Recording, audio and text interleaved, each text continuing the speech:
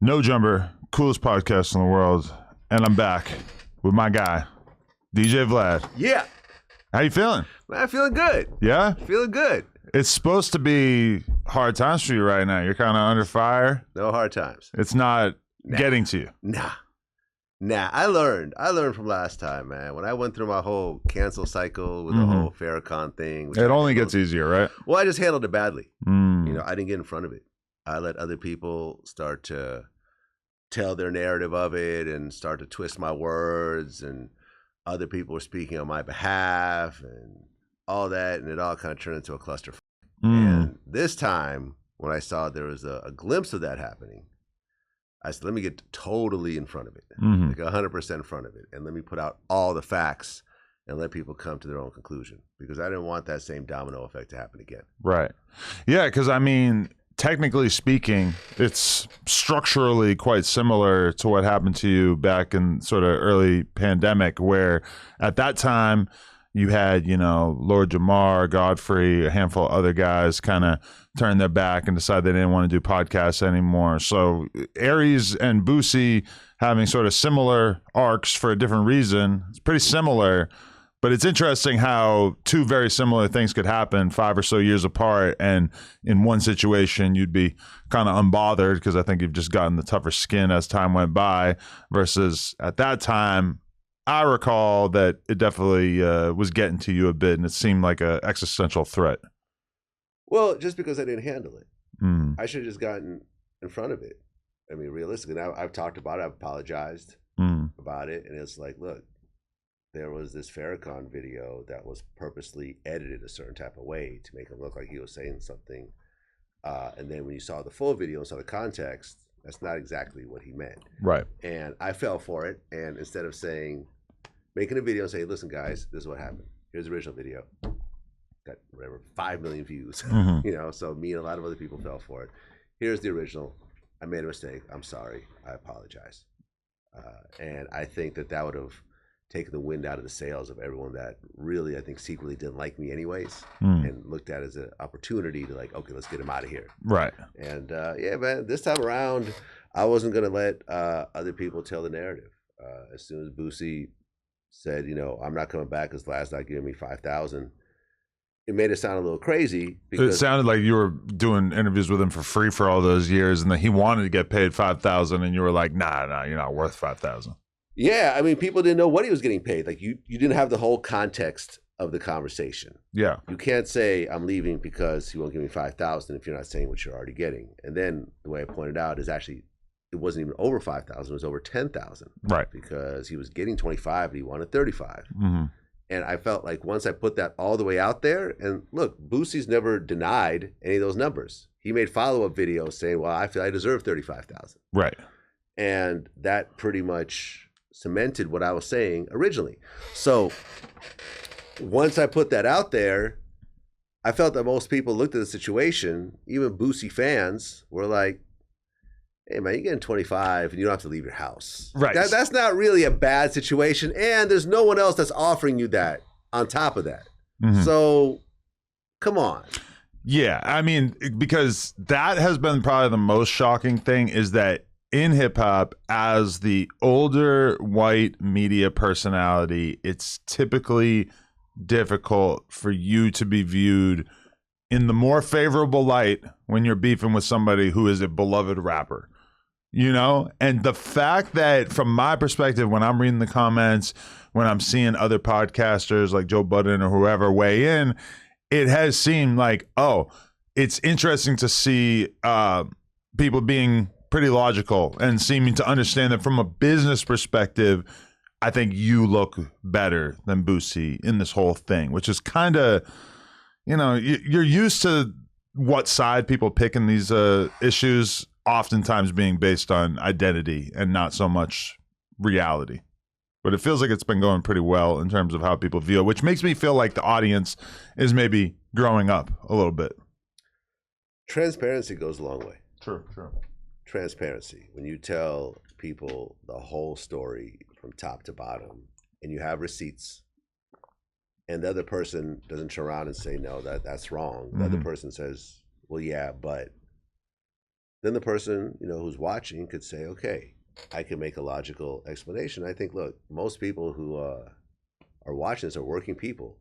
Who wouldn't love to get 25,000 to sit on a couch and shoot the shit with someone that you've known for years? To any normal person, that just sounds the craziest thing they ever heard. Like, I've gotten paid to do interviews here and there, but not 25,000 for sure. I mean, seriously, have you ever gotten 25,000 to do an interview? Definitely not. Yeah, so you're talking about top tier payment. Probably the most that anybody in rap gets paid with any sort of frequency. Yeah, with frequency, exactly. Because, listen, Boosie never told me that the problem is because I said a couple of times that Tekashi has gotten more than anyone else. He's never told, people run with that narrative, but he's never told me that. I feel like Sean Cotton just kind of said that because it felt right, and then a lot of people latched on to it. Me and Sean, because I remember Sean was the person, I think he was like the first like big media outlet that picked up on the whole Boosie $5,000 thing, and he kind of commented on it. So I called him right away, and we just had a conversation. I was like, hey, this is the whole story, and I'm about to drop a video and explain it. And he was like, oh, okay. Oh, now I get it. Then I dropped the video, and then he published the video and so forth. And it's like, all right, like this is the whole story. And being in the media space, look, man, I created this industry of charging for videos, right? I mean, would you say in this space, I created that? Yeah. I mean, when I rewind back to like 2018, 2019, I remember Dame Dash asked me for $500 so you could get an Uber and a haircut. And I was astonished that someone was asking me for $500. Fast forward to now, it feels like really maybe even like a majority of the conversations that I have on camera, we're negotiating something. Right. So I created this whole industry during the pandemic when comedians like Lunel, who's talked about this on camera with me, were running into financial problems because they couldn't tour. And these are, this whole group of people were doing my shows for free.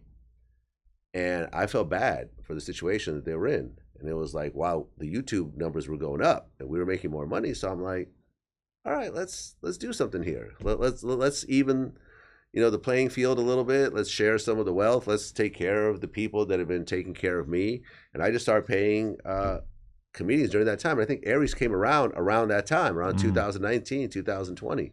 And I was paying him. And I think it probably started with like $1,000 or something like that. Right. And I remember you telling me around that time that you were shocked how as soon as you started paying people, even a small amount, like $1,000, that all of a sudden they were right on time. They weren't bullshitting. They were scheduling it, that they were a lot more on top of it once it started to feel like work for them.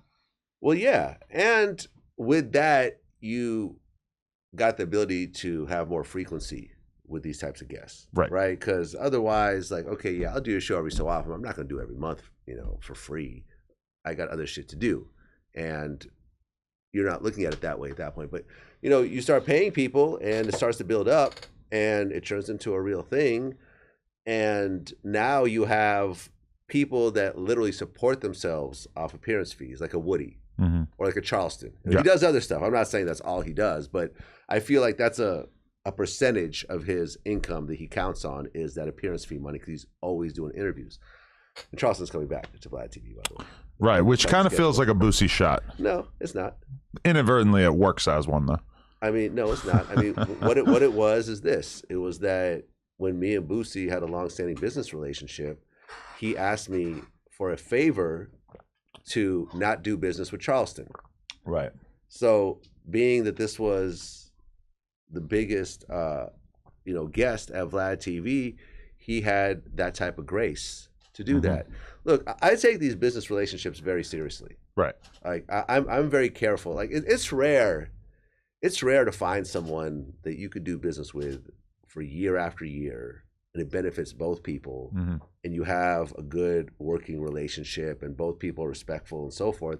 I'm very careful. I'm very kind, very nice and really obliging to people in this case, right? And I expect that same level of grace back because I'm also doing something that they're getting benefit from, right?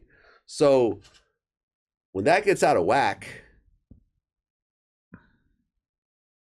you start to look at other situations. So I mean, with the Boosie thing, it was like, look, we hit a wall. He wants 35,000. I told him I'm going to do 25. Right. He said no. And when I looked at that situation, even at 35, he was taking about 72% of the money. Right. Right? Because I was making consistently about 35. Right. So you take in almost 3/4 of the money. I'm doing all the work. I'm traveling. I'm going to your house. I'm having to hire a camera crew in Atlanta. I don't fly coach, right? You don't fly coach. So I'm flying. I'm spending thousands of dollars to fly. I'm spending a couple $1,000s because I stay at nice hotels. I can't just stay at I do Motel fly 6. coach for the record, though. You fly coach? Mm-hmm. I do not fly coach. It's a matter of pride. Nah, I'm not flying coach. If you see me fly, I will not be a coach. I have canceled entire trips if I can't fly first class. That's some bougie shit. It's some bougie shit, but I've earned that bougie shit. Anyways, so when I look at the work, and then you got to think, I got to put out like 50 clips with Boosie. Right. To make that money back and hope that a lot of them don't get demonetized and so forth. Hope that the full interview doesn't get demonetized. I'm taking a lot of risk. And my whole staff is working on Boosie clips every day for over a month. Yeah. That is a lot of money, a lot of time, because I'm not really even looking at kind of the overall cost of the company. Right. Because that's a little bit more of a soft number. I'm looking at hard numbers, and I'm only making about 10 in the hard numbers. If you look at the overall cost, it's less than that. And at 25, I'm kind of like, yeah, I don't know. So I'm getting a hard time at 25. He wants to do 35. I don't even want to do 30. Yeah. You see what I'm saying? Because with the overall cost, it really kind of becomes zero again. And he had already kind of worked his way into a position where his rate was high enough that you were only really trying to do it maybe 3 times a year, 4 times a year. Yeah. Whereas I'm sure that if he had stuck to a lower number, if he had stuck to 10K, you might have done every month. Every month. We could have done every month. You could have made 100. But a lot of times when you were interviewing him, you were going to like 3 hours, and I could tell that you were really scraping the pot. Yeah, I got to stretch it out, man. It takes a long time to prepare for it, and it's physically exhausting to really sit down with someone for 3 hours and really kind of have a laser focus. So it's like, if me and Boosie were to come back together, we'd have to renegotiate the whole thing. Right. And I think like pride wise, he wouldn't do it. Right. Because he feels, when he said, I don't need podcasts need me. Right. Which I disagree with. I think that he's where he's at today in a large part to podcasts. Yeah. As the music started to slow down, the podcast thing kind of went up. Yeah. So I think pride wise, he probably wouldn't do it. So I don't know if I'll do anything with Boosie in the future. I feel like maybe as time goes by, there will come a time where you guys can barely even remember the details of why you initially got into it. And that at some point, I think that the door will be open for you guys to work together again, especially because, a lot of rappers, even rappers who put themselves out there as having a lot of money, sometimes I have my doubts, and I do think that making, almost $100,000 a year for Boosie from interviews is probably pretty significant. Not saying that there's not a bunch of other ways that you can make $100K, but how many features is he really doing? I'm not really seeing it all the time. How much is he actually touring? I don't know. I'm sure he does do a bit of it, but still, to make $100K from doing club dates or for doing features, that's quite a good amount of work. Well, I guess because people are like saying he fumbled the bag and so forth, which I don't agree with. He's been putting out videos saying, hey man, I make $100K every weekend doing shows. And I don't doubt it, because at no point do I feel like Boosie is dependent on Vlad TV to pay his bills. For the record, I really doubt that he's doing that every weekend. Yeah, I don't know. Where? Well, he's pretty big in the South, man. And there's a lot of But every weekend? Well, think about it. He's a big entity in the South. Yeah. Like, I'm not here to discredit Boosie on any level, right? I have a lot of respect for Boosie. And, think about how many states that you and I have never gone to. Right. With cities that you and I will never drive He's been building through. up his network for 20 years. That's what I'm saying. He's had this network of clubs. And look, you don't need to do an arena. There's plenty of venues that hold 500 people, maybe 1,000 people in like Missouri and Alabama and Mississippi that I will never, ever even know about, that probably has been booking Boosie consistently year after year and pulling a crowd, and he does his thing. And it's because it's largely ignored by people like Chris Brown when they go on tour, or like artists like that. They're like a J. Cole will probably never do a show there. But we got the Ashtray coming. Oh, Ashtray, yeah. Yeah. Gotcha. Yeah.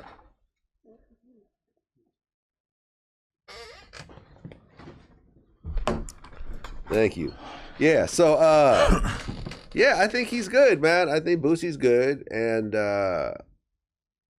look, we reached a point where it didn't make sense. From his point of view, he's saying, well, I've been doing 25 4 times a year, and I'm giving Vlad a deal to do 35 once. And I'm like, that's not a deal, because if it breaks even, it's a waste of my time. Right. And I think that, like, there's something where people expect to get raises over time, because that's how it works if you work at the mall. That, like, as time goes by, they increase your pay, and that's just the inevitable way that people expect it to go.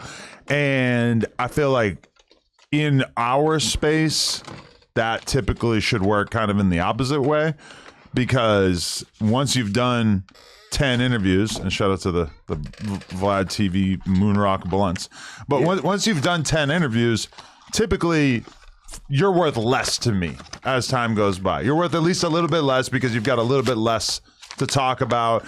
If you go back to the Boosie interviews that you did 10 years ago, a lot of them were him telling crazy stories about his life. Yeah. Whereas now, your interviews with him probably have been like 90% him talking about current events that don't really have anything to do with him.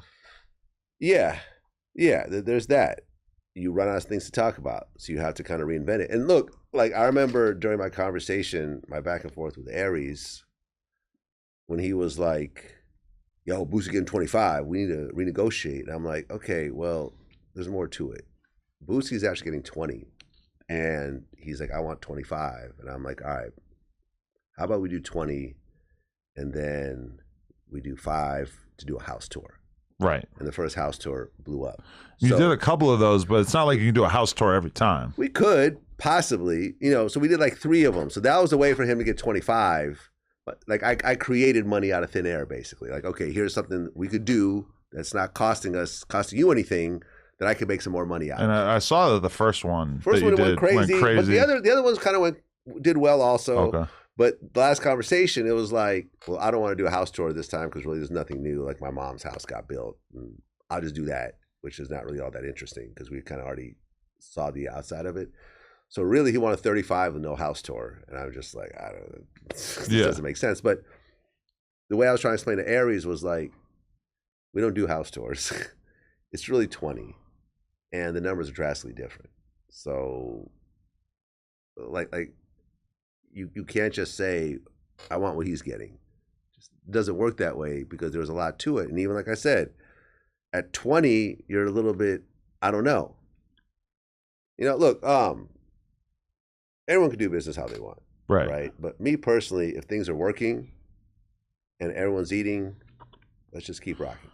I mean, it feels like... let's not try to constantly be renegotiating and so forth. Like, let's just keep rocking, and let's all win together. That's how I do it. It feels like the argument that you've been having with both of these dudes is one that you could never have with somebody who actually understands YouTube or understands how your business is structured. Because let's say, because me and academics, for example, like, we do interviews on your platform, and we don't charge, just because we have a good relationship, and we go back and forth doing content. Well, yeah, that's an important part, though. Don't skip that part. You're looking at 2 guys who didn't have platforms. Right. Boosie's trying to start a platform now. Exactly. Aries has a YouTube channel and a podcast that nobody watches. Right. It gets like 2,000 views. So these are 2 guys that can't monetize on their end. Right. So it's a bit of a one-sided thing. They're like, well, we need to get paid. Yeah. Me and you don't pay each other, but whenever, like you did me last time, you did Vlad TV, did me last time. Yeah, Pause. I heard that. No Diddy. You did me last time. You did my show last time, so when you hit me, it was like, all right, cool, let me just figure out a date. But there's not this like, man, I don't know, and no bullshit. Like, yeah, cool, and we've been rocking. And that's how a lot of us just do it. Right. Academics, lots of people. But if we didn't have that, it's like if our relationship was like every time me or Ak went on there, we got paid. It's like I just would never be in a position to ask you for an amount that was more than what you were earning, because I actually understand what you're earning. And when you say it, like you do the sort of back of the napkin math of like, oh, every time I have you on, it's worth this much. Because it's like all Boosie needs to do is be willing to believe you that you're earning the amount of money that you say that you are. And then it's like, he just wouldn't be able to ask for such a ridiculous amount, because he would understand that he was asking you to do it at a loss. And I mean, it's kind of the same thing with Aries too, where it's like all he would have to do is look at the dollar amount to realize that he's doing something unfair by asking you to take part in a business arrangement that doesn't make any sense for you. But somehow both of them are like not online enough. They just have this sort of delusion that I think a lot of people have, which is that content creators just produce infinite amounts of money out of thin air.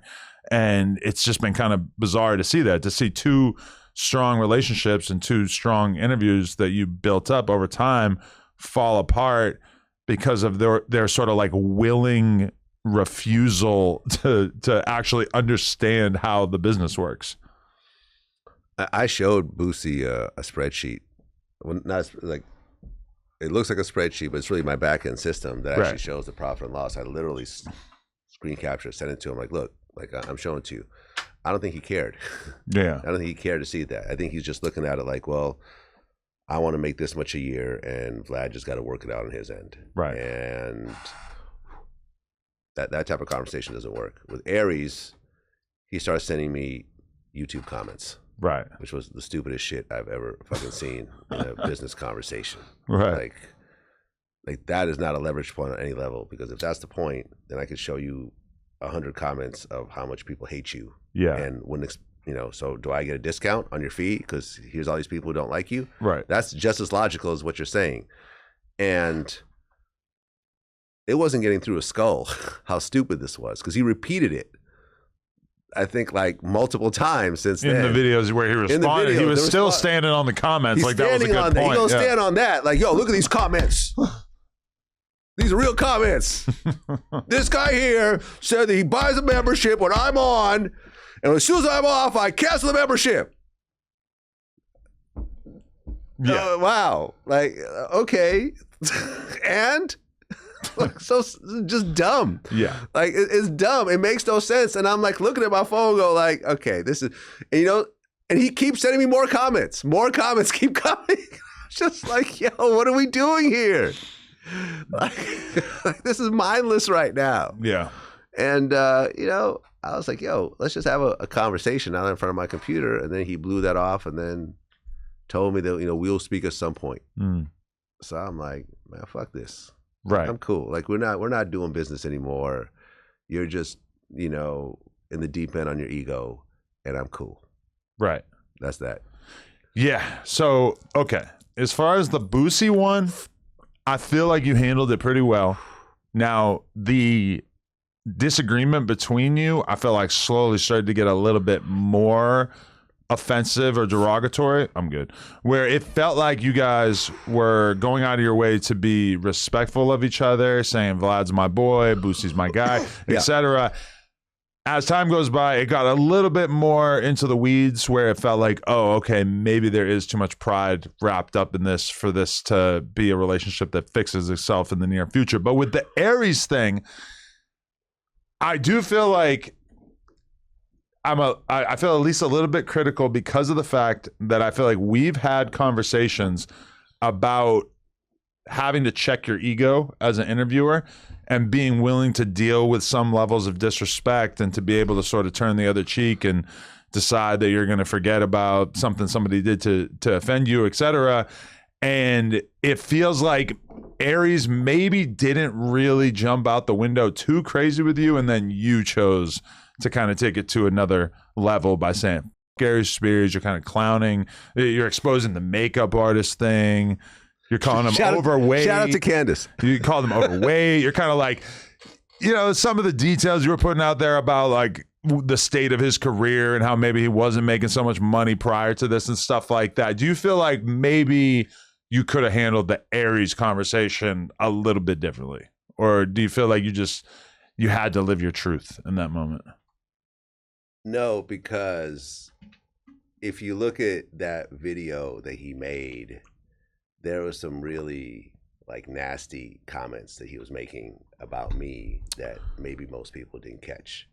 When he was like clowning you for the way that you were acting backstage at his show, right? Seemed kind of low class, you know. That was personal. I was there to support him and see him perform.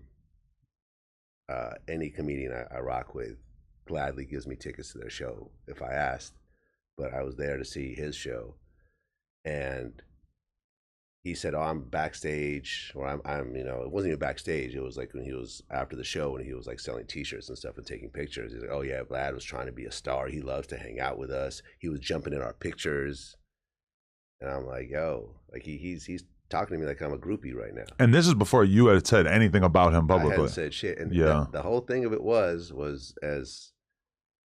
as fucked up as he was over those text messages, I wasn't planning on saying anything because that was a private conversation. Mm-hmm. If you notice, I'm not sitting there blasting all the other people I don't work with. It was like, yo, Boosie said something, then I responded. Aries said something, and they're mentioning dollar amounts. So I'm like, all right, well, this gives me the green light to talk about all the dollar amounts. Mm-hmm. But he was saying that shit, and it's like, yo, I'm going to your show, and you're making me feel uncomfortable backstage, right? And like I wasn't jumping in his pictures. I mean, here's the reality, right? As a brand, Vlad TV is a lot bigger than Aries Spears. Sure, yeah. Right? I'm not in front of the camera a lot, so yeah, he probably has more facial recognition than me out there. But as a brand, when you look at it as a brand worldwide, and he's even said, yo, man, I'm in the UK and people are rushing me. They're quoting our interviews and stuff like that. As a brand, I'm a bigger entity than him. And I guess he's bothered by it. That he doesn't really want me there, because literally, like, I probably took like 40 pictures of people walking up to me asking me for photos that night. I'm sitting, me and Ryan Davis are speaking on the side because me and him hadn't seen each other, right? And as we're talking, people are taking fans are taking photos with Aries because he's, I guess when you sell a T-shirt, they get a picture or whatever, right? Okay. They're like, hey, Vlad, can you jump in the picture too? So I'm like, all right. Jumped in the picture, then went back to speaking to Ryan, and he's like, yeah, he's just trying to jump into pictures and all that. And I'm like, look at this bitch ass shit that he doing right now. I said, this is some hoe ass shit, because like you know what it is. You know what the fuck it is. I'm there just chilling. Like, I'm sorry I'm taking attention away from you. If you had a problem with that, just don't invite me. To say, hey, you know something, I'd rather you not go. And I'd be like, all right, cool. I have no shortage of things to do. And that was like, all right. And he did that, and I, because I remember feeling that way that night. Like he was purposely trying to make me feel uncomfortable backstage, right? Because here's the interesting part. I haven't mentioned this. Ryan Davis gets introduced using a quote from me, right? So Ryan Davis, who I didn't know was going to perform that night, did a guest set, and the way that Andy Steinberg introduced him was Aries Spears or Ryan Davis. That this or Ryan Davis became a viral clip because I did a game of this or that, and Aries kept picking Ryan Davis, and that clip went super viral, and Ryan posted it, and then like every major comedian started to chime in on it, and it became like one of Ryan's big viral moments of recent history. So they introduced him quoting me, right?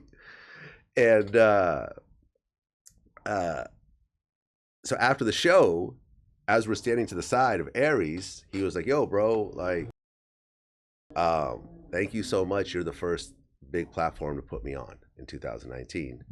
And I saw you in the audience, but I didn't know if you were trying to stay low key or not, because of who you are, so I purposely didn't say anything. So I didn't shout you out.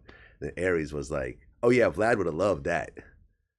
Just like a little, like a mean girl kind of comment. Yeah. Like a little, like a bitchy ass, like, ooh, I'm glad you didn't get a shout out. So I was like, yeah, man, like this dude is like, on a social level, like I'm not rocking with him. He's not respectful to me on a social level. And then he follows it up with being disrespectful with me on the business level. And then he wants to make a video about it. Yeah. So you want to keep building that up until I finally say, all right, I'm going to go ahead and respond now. Right. I mean, it's like an assumption from some of the talent and some of the fans that as the older white guy that you're supposed to kind of bow down to the talent and allow them to get away with murder. Like we see this so much in the rap industry where the rapper is hours late and he shows up and he's not ready to work, and like, you know, and I just, the whole industry is just built around people that are just willing to deal with rappers, just making them deal with all kinds of crazy bullshit. And it's like, I feel like you, especially as time goes by, and I would put myself in a similar box where it's like, listen, we're fucking peers. We're on the same level. Like, I probably got more money than you, or at the very least, we're on the same approximate footing in that regard. Like, you know, let's be straight up with each other. And I feel like, you know, a lot of people, because the connection to a rapper is valuable, they're willing to break even or they're willing to take a small loss. And you were just expecting to maintain a relationship with Boosie in which you could be mildly profitable and continue to do good work. And for some reason, his expectation was that you should, you know, break even or take a loss even for the honor of working with him. And that's just inherently disrespectful to expect somebody who you're supposed to be real friends with to not have a decent amount of participation in the profits from this product. Well, I think that historically the artists have, like, what they do dwarfs the people that are trying to work with them. But like you said, you're working with peers. I don't know who has more money, me or Boosie, but I don't think that he dwarfs my wealth, you know, on any level. If he has more than you, it's by a small amount, not like, worlds apart. He has a much bigger house, but his house is also in Georgia, mine's in Calabasas. So, you know, if you look at real estate prices, for sure, you know, it's just one of those things. Who has more money in the bank? I don't know. I know he doesn't invest, and you know that hurts anyone long term if your money is not making money. Does he? You know, do I make $100,000 every weekend touring? No, I do not. You know, so there's ups and downs, but no one's stunning on each other. Where it's like, yo, there's no like dinner with Jay-Z kind of situation where like this connection changes my world. It helps, man. Listen, Boosie rocked with me during that whole, you know, the whole cancel phase, and man, I respect it. I appreciate it. I will never say, like I said, I don't think me and him will ever beef like that. Right. You know, he did a lot. He put his neck out for me, and you know, when he went through his various cancel cycles, and you know, you were always there to try to help twist the narrative in his favor. Yeah. I went to war with him over, you know, with Young Blue. You know, I stuck my neck out, and me and Young Blue don't fuck with each other these days because of that. Charleston White, like I said, I gave up money doing interviews with Charleston White and even talk shit about Charleston White because he asked me to. When Aiden Ross kind of did this whole, remember he had that Aiden was gonna have Boosie, but then he was gonna have Charleston come in, and I kind of said that shit was fucked up, and then me and Aiden kind of went back and forth. Like, I don't know if I told you, but when I went to your event, I purposely did not get introduced to Aiden because I thought he was going to kick me out. Right. Right. I thought if academics had introduced us, be like, oh, Vlad, get him the fuck up out of here. If I was there, I would have told you it ain't that serious. Because I feel like the streamers, their beef is way different than rapper beef. Like, we're used to seeing people get beat up and killed over rapper beef. Streamer beef, they are so incentivized to have these little fake beefs because of, like, you know, clipping and because they want to go viral and whatnot, that my automatic assumption is that somebody like Aiden Ross, that shit was not a huge deal to him. Well, you're right, and I learned that because when he got introduced, he's like, oh shit, man, he gave me a hug. We exchanged numbers. We were talking about doing an interview. We've talked a bunch of times since then. And when I hit him and I said, yo, I thought he was gonna kick me out. He goes, bro, you're a legend at this. That's some little internet shit. I do not care. Literally his words. And I'm like, all right, cool. But my thing is, yo, I took my hits for him, for Boosie as well. We were both rocking with each other. You know, and now Boosie launched his own podcast. His on own Patreon. On Patreon only up to this point, yes. Yeah. Hasn't been released on YouTube yet. When I took a look at it, it was showing 60 likes, which Yeah, that's what I saw. Yeah. If you were to say, okay, maybe 10% of the people who sign up for this content are going to bother to hit the like button, especially on a private platform like Patreon, it's just kind of, it would be out of the ordinary for a larger than 10% of the people to hit the like button, I think. So 600 downloads. Yeah, so you could think maybe 30, maybe 1,000 people paid for it.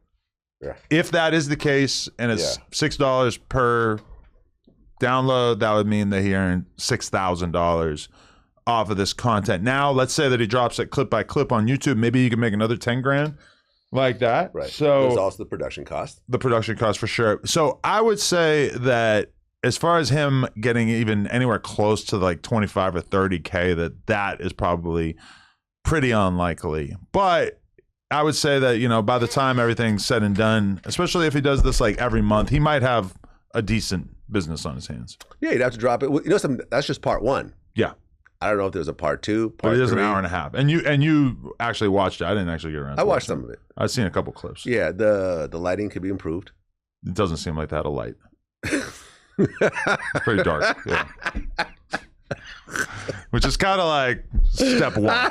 Get a ring light. $80. Yeah. It doesn't seem like they had a light. Yeah, I don't know, man. I didn't see the setup. Yeah. The interviewer, I think, either needs to improve or be replaced. Because, look, I think the shit that annoys me is that when you deal with these Boosie and Aries situations, it's approached as, I'm doing all this. I said, but you're not getting on stage and performing. This is a partnership with me and you. Mm-hmm. When I'm not doing the interview, it's not the same interview. Right.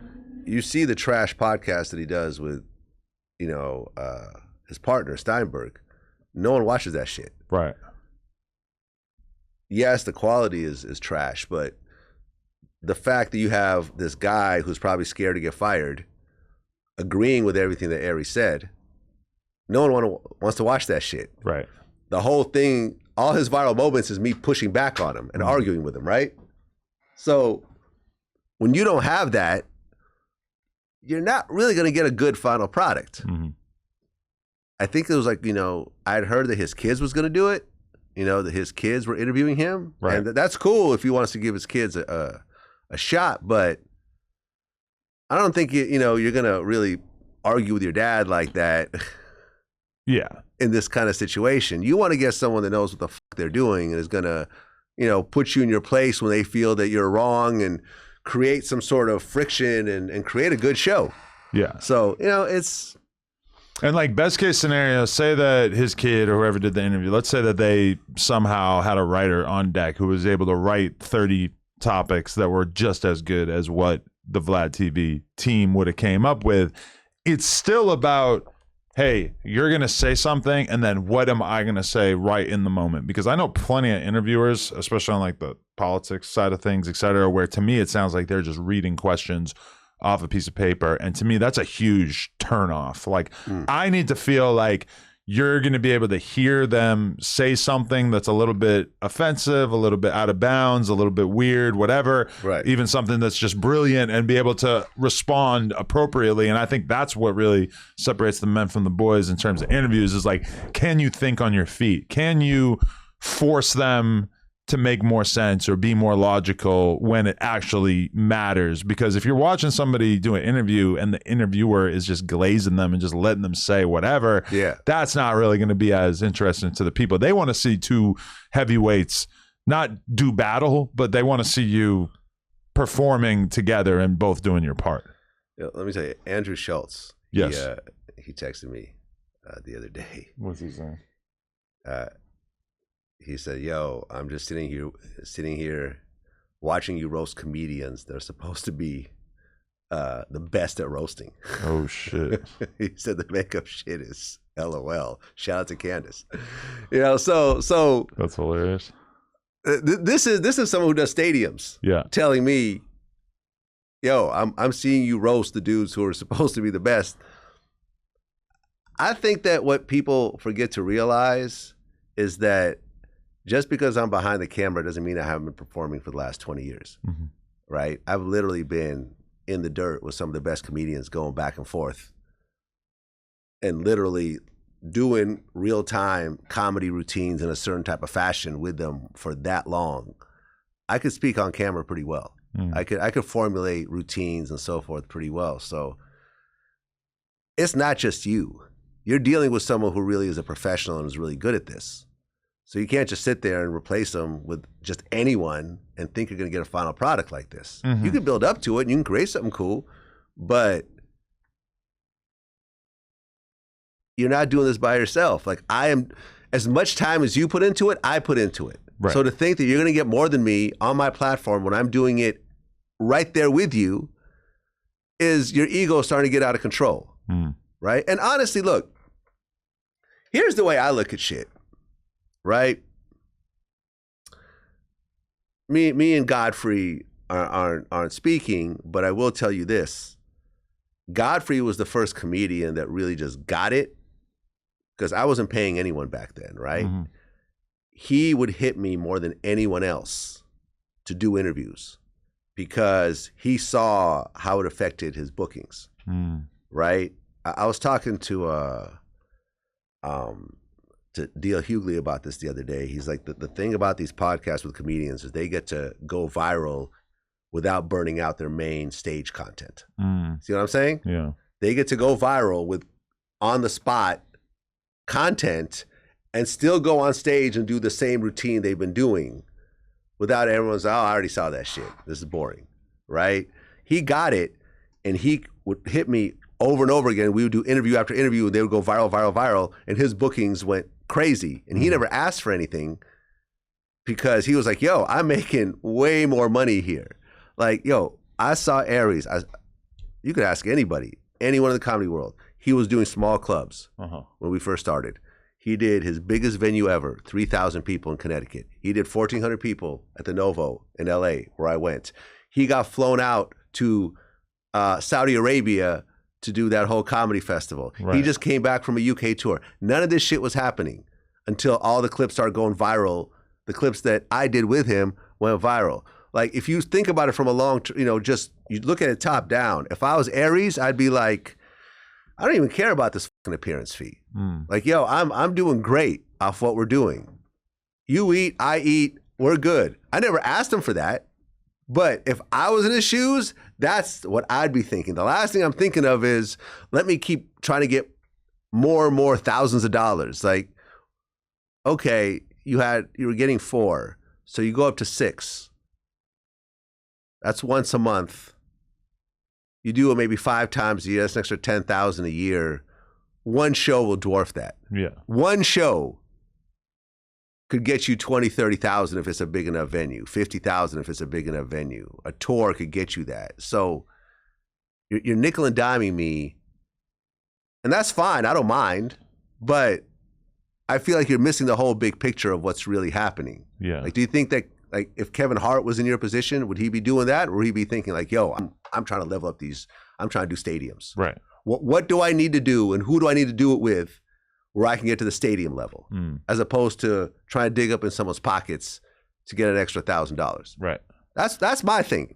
That's my thinking. But everyone thinks differently. Because the way that you've sort of pioneered doing business with all these different people is that it's almost like you're starting a podcast with them. Yeah. However, it's not guaranteed frequency. It's not like, oh, we're going to do this every week. It's like, we're going to do this as often as it makes sense, which I think is actually pretty smart, because myself, I've developed multiple weekly podcasts, which is good. But then the bad side of it is that sometimes it feels like me and Whack, like we're kind of burning ourselves out. Like sometimes it feels like, maybe this was a little bit more popular in the beginning, but because they've seen us struggle to find topics to hit every week, maybe it doesn't necessarily have the same oomph that it had when we were just doing, because me and Wag did do maybe 3 or 4 podcasts before we started doing a podcast regularly.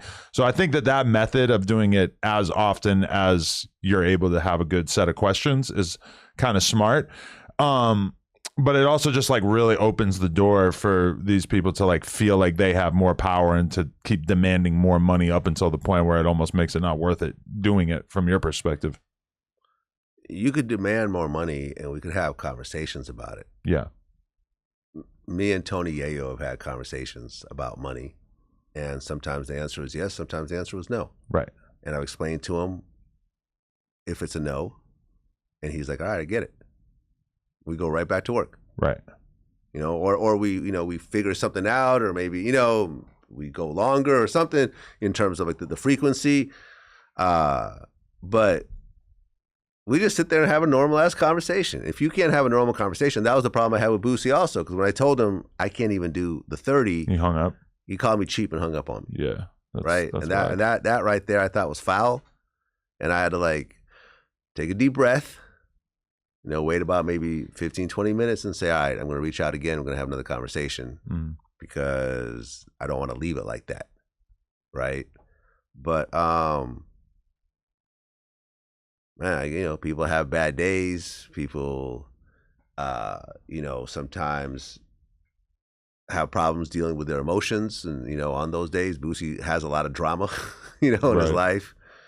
Or there's like a woman who claimed like he like raped her when she was 10 or something just really just fucking crazy and ridiculous. And we never really heard anything after that. Yeah. That was, and by the way, I don't think there's any truth in that. Right. There's any truth. But to have someone come out and say some shit like that will probably fuck up your day. Yeah. Especially if there's a lawsuit going on behind the scenes. I don't know. Oh, I don't know. Is that what you heard? I don't know, but I'm just saying if that was the case, that's the kind of thing that'll stress you the fuck out.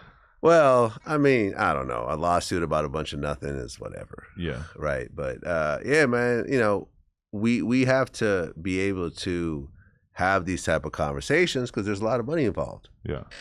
Because that's really ultimately why we're all doing it. And if we can't even talk, then there's nothing there. Right.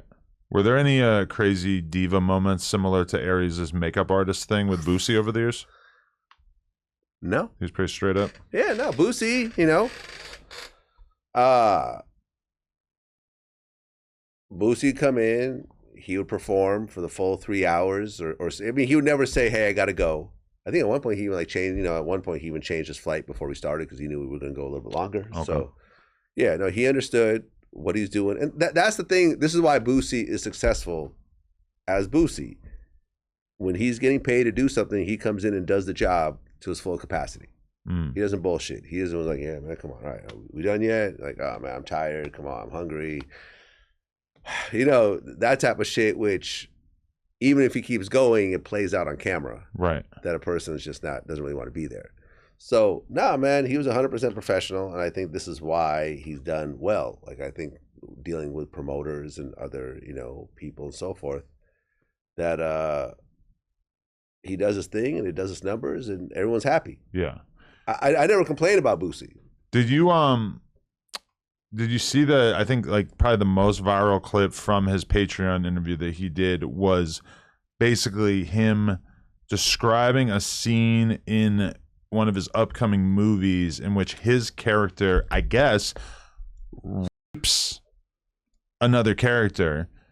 And when he's describing it, it's like he's kind of struggling to find the words to describe it. He's like kind of making a lot of different clarifications about how this is, it's not an aggressive rape, but I wouldn't call it aggressive. Like it sounded crazy. He's like describing putting something in the drink. And again, this is a character in the movie. It's not actually him, but the version of it that I saw going viral, the caption was, Vlad would have edited this out. Right. Yeah, I probably would have. Okay, so that is, you would have immediately identified like, oh, this might not be good for his career. Maybe we'll zap this out of the interview since it's not really valuable on its own. Yeah, certain shit hits the cutting room floor. Okay. Yeah, with lots of people. With lots of people. Because I understand you don't know what you just said, but I know what you just said. Right. And this is going to go not the way that anyone wants it to go. Right. Yeah, all the time. I mean, to be fair, I don't think anybody sees that clip and thinks, oh, Boosie's a rapist. They just think Boosie is having a hard time communicating whatever he's trying to say about this. And maybe he should have thought about it a little bit more so he could have got his words together before he spoke about this alleged rape scene. Yeah. That was a pretty funny clip, though. I've seen it a couple of times now. Yeah, no, a couple of clips from his interviews I've seen make his rounds. Right. Really, he needs to. Well, he doesn't need to, but my suggestion is like just drop it on YouTube right now. Whatever Patreon money you made, drop on YouTube. I think with Boosie also, and I don't know if I mentioned this, but my other interviews is that when me and him first started talking, the first thing he started saying was, "Man, all these people are telling me that they're going to cancel their membership if I don't come back. Right. Like, all your members going to cancel." And this is almost the equivalent of look at these comments, right? Just because a few people DM'd you doesn't mean that that's really going to happen, because our membership has been fine. Yeah. Let's just put it out there. Our membership, I think, has even gone up a little bit. And the membership thing is always a sort of ebb and a flow. It's an ebb and a flow. Yeah. No one person will obliterate a membership. And I think that Boosie felt that because all these people are telling him they're going to cancel their membership, that if he starts his own, they'll jump to his membership. Right. So here's Vlad with, over 10,000 members. All 10,000 are going to go to him, and he'll make $60,000 on this interview, right? Because remember, I said I'll make more money than Yeah, the idea that he was going to make more doing his own interview, to me, he said I'm going to make more money doing it this way. I'm looking at this going like, not initially. Yeah. And I think he thought that people are going to jump. But the thing about Boosie is that outside of streams, he doesn't really push a digital product. He pushes more of a physical service, right? The performance. Right. Or the interview or whatever else. So pushing, viewers, especially ones that are going to spend money, to a new paid platform is not easy. I tried Patreon and I gave up. I said, this is a waste of my time. Like, I'm having to constantly push people to this platform. There's no organic growth.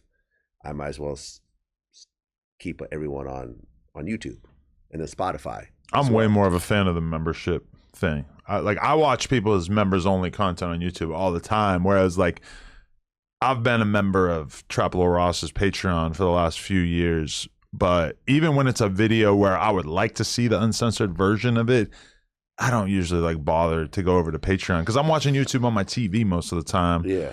And it's just kind of a pain in the ass. The functionality of the Patreon app is not going to be as good as the YouTube one. So I honestly think Patreon will just go away after a while. They have no reason to exist. They have no reason to exist because you can get the exact same service on all the other platforms now, and they do a better job. It's just the fact that certain places like Joe Budden's Patreon, people are used to that. No, well, Joe Budden, if you establish that, I get it. Yeah. Right? If you've put in that work, listen, there's people that still 99% of their revenue comes from Facebook. Right. Because they are huge on Facebook and non-existent everywhere else, right? But for everyone else, starting a new platform, starting a new business on Patreon, I think is a little stupid. Because did I ever tell you about the deal they offered me? Yeah. I've seen you talk about it. Yeah. It was the offensive, worst, yeah. Patreon offered me the absolute worst deal offer in all my years. I think they know they had a huge valuation during COVID, and then they've just been trickling off ever since. Right. Because it's like every other platform has the same functionality on Twitch, YouTube, Twitter, Spotify, Instagram. Yeah, every different platform has a tier in which you can pay $5 a month, $10 a month, and get bonus content. Yeah, there you have it. So why go to this platform that doesn't push you? That doesn't do anything else. Doesn't do anything else. On YouTube, it's like, listen, I will be scrolling through YouTube watching a video, and it'll be suggesting a members-only Vlad TV piece of content from 3 years ago. Do I click it? Not that much, but it's like reminding people that, hey, there's members-only content out there. Whereas with Patreon, you got to go there. Nobody's going there unless they already know what they want there. Yeah, listen, if Boosie has a YouTube channel, I think it's like 350,000 members or subscribers, I mean. Yeah. Yo, just put it on there. Put it out. Right. Some of the clips will go viral and people know about the channel. I could see it growing to 1 million in a relatively short period of time. Yeah. If he's going to do anything, he needs to do more like your business model, which is leak the clips out bit by bit and then have the paid version on Patreon. Or have the paid version on the YouTube membership. Yeah. Look, but Boosie can call me up and say, "Yo, can you help me build up my channel?" And I'll totally do it, man. Right. I'm not a hater. I'm not jealous of anyone. I'm appreciative for the work that we've all done together, and I'll gladly help them to go in a different direction if that's what they want to do. I'll be fine over here. Right. Vlad TV is fine, and what's crazy is I went on ChatGPT and I said, how much money will Vlad TV YouTube channel make year by year in the next 20 years if I stop uploading content right now? And this is what I made last year. And it was kind of an impressive number. Really? Yeah, I don't know if it's true or not, right? Because ChatGPT will just straight up lie to you with a confident tone. But I'm like, And they're like, well, because it's really a library more so than just current events and so forth. And I'm like, okay, this is like, at one point I may just turn into a catalog company. If I just don't feel like doing interviews anymore. But it's, and even if I drop that tomorrow, it's like, well, there's still going to be this company that uploads our content to Snapchat, Facebook, maybe start just doing like flashback type content on YouTube and Twitter and Instagram and whatever. It's like, even if we were to just completely cease making content, there would still be value to be derived from all these Shout out to Dean Lemon. Yeah. He's done a good job. By the way, shout out to Chico for the earrings, man. I went with earrings recently. Oh, okay. That's actually a new look. Okay, I didn't even think about it. Yeah. My man D.L. Hughley, he gave me some Cartier earrings, which I wore. I've been wearing recently, and then Chico gave me these. Nice. So I'm just kind of getting to the whole earring thing and diamond thing for the first time. Like I've never owned diamonds before. Yeah, me neither. So it's a new thing for me. But yeah, man. What were we talking about? Okay, my last thing that I will say about the whole Boosie thing, and this is what I think is so funny about it, is that whether his channel, his Patreon / interview series, like two different scenarios. Let's say it does terrible and he just stops doing it, or let's say it does extremely well and he starts making 6 figures a year off of it. Mm-hmm. Either way, the next logical step for him is to go do another Vlad interview. Because everybody else who does Vlad interviews, almost every single one of your reoccurring guests has their own YouTube channel, and they create content in some way, whether it's them talking about current events or making vlogs or skits or whatever the fuck it is. Even if he kills it doing his own content, it would still make sense for him to do a couple of Vlad interviews per year if he really wanted to profit maximize. And you are not somebody that's like, oh, you make videos on your own channel or you do interviews over on this platform, so therefore I don't want anything to do with you. If Boosie had said, hey, Vlad, I'm going to keep doing your platform, but then I'm also going to do my own YouTube series, you would have said, sure. Or what we could do is he could do my platform and I could do his. Sure. Right? Yeah. If everyone got a platform, then why don't we just do it that way? And no money will change hands. Right. And we could just keep promoting each other's platforms and we could all make money together. I'm open for all this, man. Sean Prez and Nicholas Irving, they have a podcast that is now weekly on Vlad TV that I'm not involved with at all. Yeah, I don't see what people like about that guy. Well, he knows the military shit more than pretty much anyone else. He's so unlikable. He just comes off like such a I disagree, dickhead, man. Really? Shout out to Nicholas Irving. No, Nicholas Irving. This dude is fucking mentally scarred. Like, why do I want to listen to this fucking jarhead weirdo talk about this shit? I don't know. Okay. Listen, if you want beef, he's the worst thing going on the platform. If you want beef with Nicholas Irving, that's on you. Yeah, all right. This guy really did kill a lot of people in real life. So, he's doing his job. Come on. He can do his job again. Yeah. I mean, you are not. May not be off work. You're not King Von. King Von was doing it for the love of the game. You were a guy with a job. Come on, bro. That's Be funny. serious. That's funny. He was doing it for the love of the game. Yeah. I mean, King Von has something to prove. This guy's like a manager at Sears. Yeah, no. You got to do what you got to do. Nah. Okay. All right. So you finally interviewed my boy C-Mac. Yeah. How did that come together and what was your impression of him? The girl, what's her name? That manages him? Lupe. I believe she reached out to us. Ah. And we said, sure. And he came in, and the day of the interview, I come to find out that one of my employees had forgotten to book my security. So I had to scramble and find another security person because I didn't know really what he was going to be about, right? Understandable. So I hit up Whack, and he brought me, was it Christopher Lovejoy? Right. Which is pretty hilarious, which you didn't know about their connection. I had no idea that this security, I've never heard of Christopher Lovejoy's name before. I've never met him before or even heard of him, but Whack is recommending him. So I'm like, cool. He's available. I need security. He comes in. So we're waiting. He arrives, and I heard this kind of the hoopla that's happening outside the door. So I'm like, what the fuck? So I go out there, and I guess Lupe was like, yo, what's he doing here? You know we don't fuck with him. And like Crip Mac is walking back to the car, getting into the car, right? And I'm like, I don't know what's happening right now. So he's like, oh, you know, he owes him money, and he like took his Instagram or something, and some. And I'm like, listen, I don't know. I have no idea. Like, why'd you book him? And I'm like, I have no idea what's happening right now. And Christopher is like, yo, C-Mac, I stole from you? Like, seriously, like you're saying I stole from you? You know that's not true. And Crip Mac, you know, so I'm like, look, would it make you feel better if he waited outside and we just did it with just me and Crip Mac just in the room by ourselves? And at that point, things kind of calmed down a little bit. And was he in the room? I don't know if he was in the room or not. He may have just been, I think I had him outside. Okay. Outside the room, and me and Crip Mac were just in the room by ourselves. And I believe afterwards they kind of talked, and they kind of worked out. They took a photo together. Right, yeah. Which that was what I thought was funny, and that's what I called Crip Mac out on. I'm like, how are you going to take a photo with this dude, and then as soon as you get back on the jumper, you're talking shit about him like you weren't just in his face? Oh, is that what happened? Yeah, he just started talking shit about him right away, right after, yeah. Okay, well, listen, Crip Mac, I can tell you, I did not set you up. I did not backdoor you.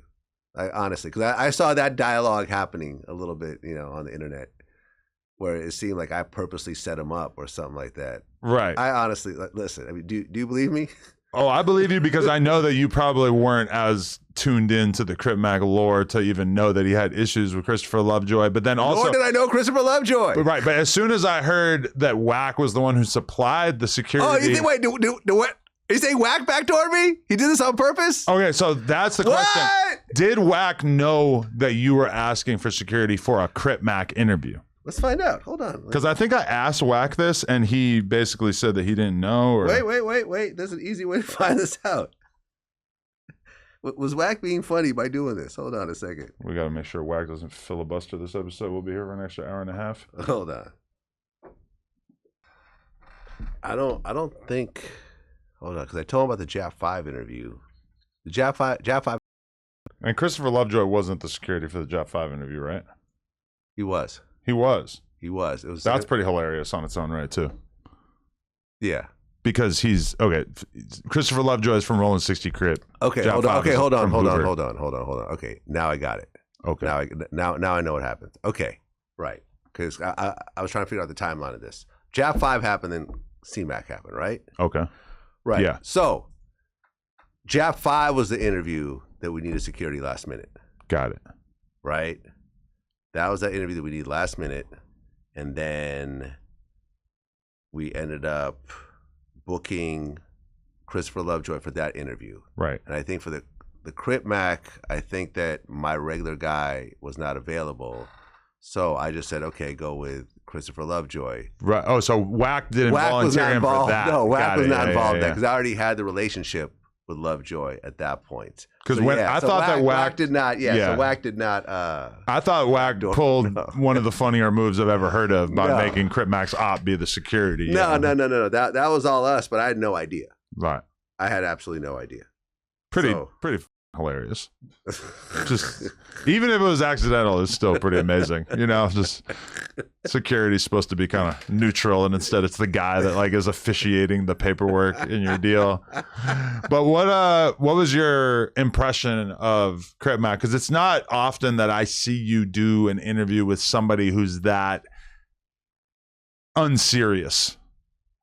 Because Crip Mac is really, in your interview in particular, he's having a grand old time. He's just making all kinds of noises and just being super animated. Yeah, look, he's a pure character. Yeah. You know, people say, oh, he's a character. No, Crip Mac is a character. Yeah. And I think that you take that, and he admitted he had some level of mental illness and so forth. Like we talked about that, you know, on medication and so forth. So you kind of combine those two. You got someone with some mental illness who's willing to go all out with it and is willing to do pretty much anything. He got knocked out again recently. Yeah, at the Creators Inc. house, he was did a boxing match with some guy, and the guy took him out. Yeah, this is after Dean the Great. I think knocked him out. The Dean the Great thing was another one. These are all body shots too. I think these were they? I don't think either of these were to the face. But the thing is that I feel like he's totally cool with it. Like Yeah. This is on brand with him. But yeah, it's, he gets knocked out. You know, he even said the Jab 5 knocked him out. Yeah, He's yeah. Like, oh yeah.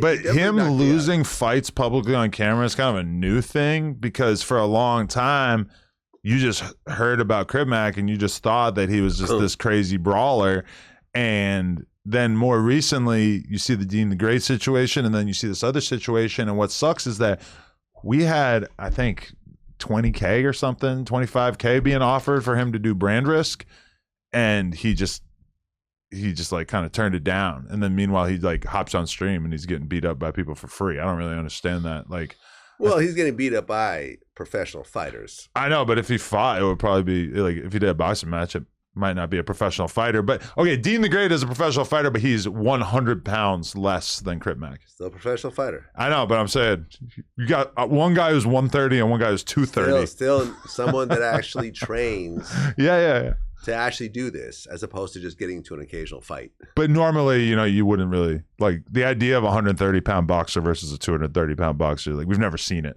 That would not be allowed. Yeah. If I was Crip Mac, I would just jumped on him. Yeah. I would turn it into a wrestling match. The funniest part about it is that Crip Mac didn't know that Dean the Great was a boxer. Well, he found out. Because he met him with me and Lena, so he assumed that he was a porn star. Okay. Isn't that funny? He thought he had to be a porn star. Yeah. Which makes sense, because we never mentioned that he was a boxer. And then all of a sudden, Dean's like, hey, let's do the stream. We're going to box. And then he just, hits him with this crazy body shot and lays his ass out. He's actually mad at me right now. Crip Mac's mad at me. You tell me if this is a valid reason for him to be mad at me. His baby mama, who he's constantly fighting with, she posted a bunch of text messages from him on her story in which he basically, he says he's got 4 touchdowns and he might get another one. A touchdown in his world is a body. I mean, that's kind of what's being implied in the screenshots. Okay. And we reacted to it on stream. We just like read it and like talked about it. Didn't really take it super serious. It's not like we're doing forensics to find out if it's true or not. But he's upset about us reading this. There was a Reddit thread about it, and so we reacted to it. And I told him, I'm like, listen, like, nobody could ever prove that you sent those texts, besides maybe if the cops like got into her phone. Oh, it could be proven. What are you talking about? Right, okay. It could absolutely be proven. But it's like from an outsider perspective. What are you talking about? But nobody could ever prove that what you're saying is true. Text message? Okay, but the cops could prove that it actually happened. But I'm saying, like, it's not like anybody could ever prove that that's even actually what you're saying. Yeah. I don't know. And it's like, my whole thing is, it's like, it's out there, dude. Like, it was a fucking viral Reddit post. Like, how are we not going to react to it? Well, I think some people feel that if they rock with you, that you won't push, amplify the narrative. Right. I think that's what it is. And I've had problems with people doing that. This is why we really don't do the news site anymore. Right. Because a lot of problems got caused from, me just writing stories about people that we work with. And sometimes you don't even know that they're mad at you. Yeah. You just find out years later when, they tell you, or they finally do an interview and whatever. That was with what was the name of that one dude from Baltimore? Ant Glizzy? No, he was in Wale? He was in Peso the Mafia. Peso the Mafia? Help me out here. Shorty. Oh, Shorty, yes. So I did an interview with Shorty, and I had heard that he was mad at me before the interview, but he was still going to do it. So the first thing I did was talk to him before the interview and say, what exactly are you mad about? And it was, I'd interviewed Peso the Mafia, and then we reported a story about like a chain snatching or something. And he said that was like a really serious situation. He was really mad at me reporting that. And I had to actually dig it up and figure out what, what it really was, because it was so long ago. And I've had beefs like this. Like me and Lil Pump didn't speak for 3 or 4 years because he was mad about something that the news page posted about him, which by the time we got back cool, he didn't even remember what it said. Right. And I never even knew that that's what it was about. I thought he had to be mad at me about something I said on the podcast, which I felt like I always kind of went out of my way to use the kid gloves with you. So I was shocked. And that's happened to me with a lot of rappers. Yeah, it comes to the business. People get mad at you. Yeah. And then people get over it. Right. Yeah. No, definitely. You had a Nicki Minaj tweet that went crazy, in which you were hypothesizing that her husband, via the sex offender registry, had seemingly like moved back to New York and was no longer staying in her mansion. Mm-hmm. And I understand that the barbs flipped out and that you may have deleted the original tweet. Yeah, because when I looked at it and I thought about it, I am putting this guy's address out there. Now that's very different than I wasn't trying to dox him, right? But your name, once you're a registered sex offender, your address where you live is now supposed to be in the public, because people don't want their kids. People want to know if there's a registered sex offender in that area. Yeah. So they can be careful with their children, right? That's just the nature of him being in that position. Right. And what I said was, and I actually looked on the website and I did a whole screen capture and everything else like that. And I'm like, wow, this guy really is living in an 800 square foot house in Jamaica, Queens right now. Uh-huh. And someone replied, said, Nicki and they're just staying in New York for a while. And I'm like, at that house? At that house, yeah. At that house? It's 800 square feet. It's in Jamaica, like Jamaica, Queens. Like, right. Nicki would not be staying there. Nicki and the kid? Yeah. Really? Definitely not. Definitely safe not. For her, yeah. No. So you're talking about going from a $20 million house to an 800 square foot spot in the hood. It seems like they're not together. Right. The rumor was that he had gotten a girl pregnant, but I said that's just a rumor. I have no idea if that happened, but I could see that being a reason, right? You could see Nicki drawing the line with that. Right. Because that's going to be a lot of public embarrassment if it gets out. Yeah. You know what I mean? Wow, you're a husband who does nothing. Yeah. Right? Literally does nothing. That we know of. Literally hangs out on the couch all day. Hangs out and takes care of the kid, probably. The only thing we've ever seen him do is threaten people outside of an award show. Right. That's his job. He threatens people outside of award shows. Besides that. Is there an award show coming out? All right. I'm there. Kenneth, I'm gangbanging outside. Yeah. Start threatening people. Let's get on live. Right. That's all he does. He's not her manager. He is not. It seemed like Safari played more of an active role in Nicki's career. Oh, he was a writer. He was dancing on stage. Yeah. People didn't even know that. I did a whole documentary about him at one point, but yeah, he was. Yeah. Yeah. But he was there. Like I remember when I interviewed him, like I was talking about how my favorite Nicki song was Bees in the Trap. Mm-hmm. And he said, yeah, I remember convincing her to go with that beat. She didn't like the beat. And I kept trying like, oh, just try the beat, try, So my favorite song had his collaboration on it. I don't know if that's the kind of relationship they have with her, her current husband. No sign that he has musical talent. No sign that, Like Safari went on to make songs and, somewhat. Yeah, a little bit of star power, one way or another. Yeah, a little bit, right? Yeah. So he was in a rap group with her. Kenneth, I believe, was just her high school boyfriend who street guy. Managed to show up at the right time when she was between relationships and needed someone in her life, I assume. But him living there, like you have to. They can't say, oh, her house got doxxed, so they're just using that address. No, that is his physical address. In fact, he got arrested when he moved to California without telling the sex offender registry that he had moved. Remember, there was that whole problem. Yep. This is serious. So I guess the thing that kind of shocked me a little bit is that wouldn't the Barbs be happy? Because this has always been the thorn in Nicki's side, like this guy and her brother. Like, wouldn't they be like, all right, this guy's out of here. Great. Thank you, Vlad. Right.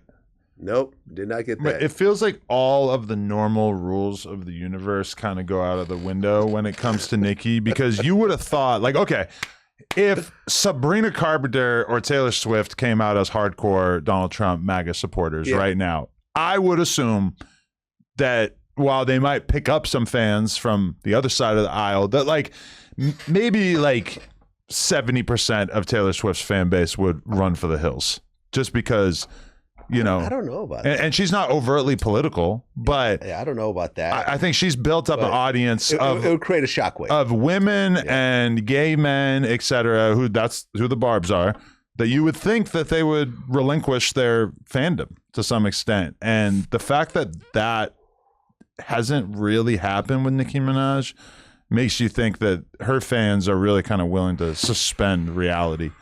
Well, she has no Instagram. She took it down. Nicki. Yeah. Yeah. I think she's going through some shit. Let's be real. She's not in a great place in her life right now. Yeah. I think they showed her performance. She seemed a little heavier. Yeah. So she might be stressed. Man, listen. I think she's extremely careful about how you see her body as well. Because I personally feel like she's got a Mariah Mills style body at this point. Oof. Yeah. Zion, you sick. I think if you were to see her just standing there naked, you would be displeased.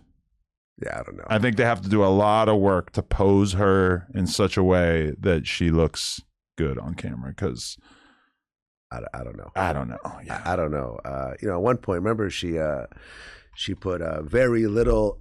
She put very little albino. Oh yeah. VLAD. Bars. We're gonna put that on your tombstone. Bars. Yeah. Now, I've never had sex with Nicki Minaj, so I don't know how she would have seen my, but yeah. She might have just kind of asked around. I don't know. Asked around about the dick. I mean, you do get around a little bit, you know. Yeah, you know. It's not little, though. You know what I mean? I do my thing. Well, we're going to have to defer to Nicki on that. Yeah. Yeah. But, I don't have a Ray J body count, but my body count probably, if not 4 digits, close to the 4 digits. You know? Really? Yeah, I think so. That's pretty intense, honestly. Like, I feel like I'm probably 1,000, but that's like doing it on camera. Yeah. That's impressive. Yeah, maybe not that. High hundreds. Okay. High hundreds. Right. Yeah. I mean. But Nicki, I don't know. Look, Nicki, you are not the first boss chick who's had their man have a side baby on him. Right. All right. Listen, you see it all the time. I know that everyone from the outside is like, he fumbled the biggest bag that he's ever had, which is the absolute truth. But you don't know what life is like in that family. Imagine being her boyfriend. Oh my God. I cannot. Listen, I heard stories. I know someone who knew Safari, and he used to tell her that Nicki would just like scream at him in public places and stuff like that. Oh yeah, like at the nail salon and. Bro, if you watch there's like little compilations of all the times that she was rude to him on camera that are brutal, and that's just on camera. I can't even imagine. Imagine when the doors are closed. That's probably a very abusive relationship. Right? Hell yeah. So you got this guy who's he's like, he caught a body at one point, right? Kenneth Petty. Did he kill someone or did he just rape someone? Well, there was that, but I believe that did he kill someone at one point? I thought it was just a rape. Hey, hold on, let's look it up. Let's just look it up because I don't want to put that out there. No, yeah. I forgot the exact word. Did Nicki Minaj's husband kill someone? Yeah, he had a homicide case in 2002. The So that fatal was when shooting he of a was man 16 named too, Lamont or- Robinson. Pled guilty to first-degree manslaughter, not murder. Yeah. So he killed somebody. He caught a body. Dude, having a rape and a body on your jacket is pretty wild. Means you can't get a job. Like, Those are kind of like the two big crimes. he's probably never worked, right? That's Yeah. my assumption. If he did, it was probably here and there. I don't think he was a career 9-to-5 guy. Definitely not. So, yeah, he's going to have some problems now in terms of income stream. But imagine being that type of guy, right? And I remember I brought this up to Tony Yayo, and he was like, oh, no, we know Zoo in Queens. Like, he official. See, right. the fact that Tony Ayer would say that says a lot. That he's Tony Yayo is saying that Kenneth Petty, a.k.a. Zoo, is official. So you got a dude who's I'll like take his that. word for it, yeah. Who's getting screamed at by a woman every day. Like, imagine that. Yeah. It might make you go and, okay, listen, let me get a side chick just because this is, I think a lot of men understands this particular situation. They get a side chick and, you become close to that side chick. Next thing you know, she's pregnant and she wants to keep it. Yeah. And there you have it. Is it his fault? Is it Nicki's fault? Or is it just the whole dynamic of the relationship? Nicki, lots of people are in this situation right now. Yeah. And some people keep that baby quiet. Some people say, all right, we're going to break up. Or some people say, fuck it, he had a side baby and I'm still going to stay with him. See, I think that's what when she worked that out in her head, like, I have to tell the world that my bum-ass husband had a side baby and I'm still with him. Yeah. I think the Barbs would just be very disappointed in that. Yeah, that feels like one thing that I don't know how they would tolerate Yeah. or justify that. That right there, Yeah. like, I'm staying with my husband who had a side baby. Not who cheated, Right. because cheating, I think, is relatively common. I mean, cheating, you can have some discretion about it. You're not bringing an extra life into the world. That's such a different level. Right, right. Their son now is going to have another sibling. What's his name? Papa Bear? Yeah, I think that's what she calls her baby. yeah, something like that. Yeah, but I think that was like, go the back to Queens. Now, what he should do, He's on timeout. he's on timeout. Here's what he should do. He should go get a apartment, like in Woodland Hills, and ask for child support. Mm-hmm. Go to the court, ask for custody, as he should, as a father. And honestly, Kenneth, if you're listening to this, Vlad will help you through this. you have the right to be, even now the registered sex offender thing might complicate things a little bit, but I believe you could, if you have a child, you could be with your child, right? I would assume. Right, because he's been with this kid, even, married or not, even if it's divorced, he should get custody of his child, and Nicki should pay child support. Yeah. You were going to be good for, how old was that kid? Like maybe 5 or 6? Something like that, probably. Right. For the next 13 years, you're about to get a bag. You're about to get a big bag. I know she's probably gave you a few dollars to tell you to shut up, and maybe things will work out. She gonna keep stalling that out. And you know what you do once Get you a bag. Once you get that bag, you move your ass down to Florida and you hit the casino every day with Offset, who also apparently, from my perspective, is gambling all of the money that he got out of Cardi B on a daily basis at the casino. Yeah, me and Offset texted actually because of your boy Poetic Flacco. Really? Yeah, well, because Flacco had written a story about something I said, but he said it a little bit wrong. Right? It was a story I said about Offset, where I had heard from someone at AP that he had gotten a couple watches from AP. When you get them from AP, you're not supposed to sell them because they are worth a lot more. You have to be on waiting lists and so forth. So he had gotten these watches and he flipped them right away, and the guy got fired. The guy I'd been dealing with got fired because that was a story I heard. Okay. Right? So Flacco had reported on it, had made a post on it, but he kind of got some of the details wrong. So I commented about it and said, actually what happened was blah, blah, blah, blah, blah. So Offset hit me and was like, hey man, stop talking about me on these small blogs.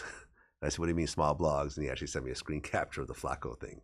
That's such like a prehistoric request at this point. Like, stop talking about me on blogs. Like, I'm DJ Vlad.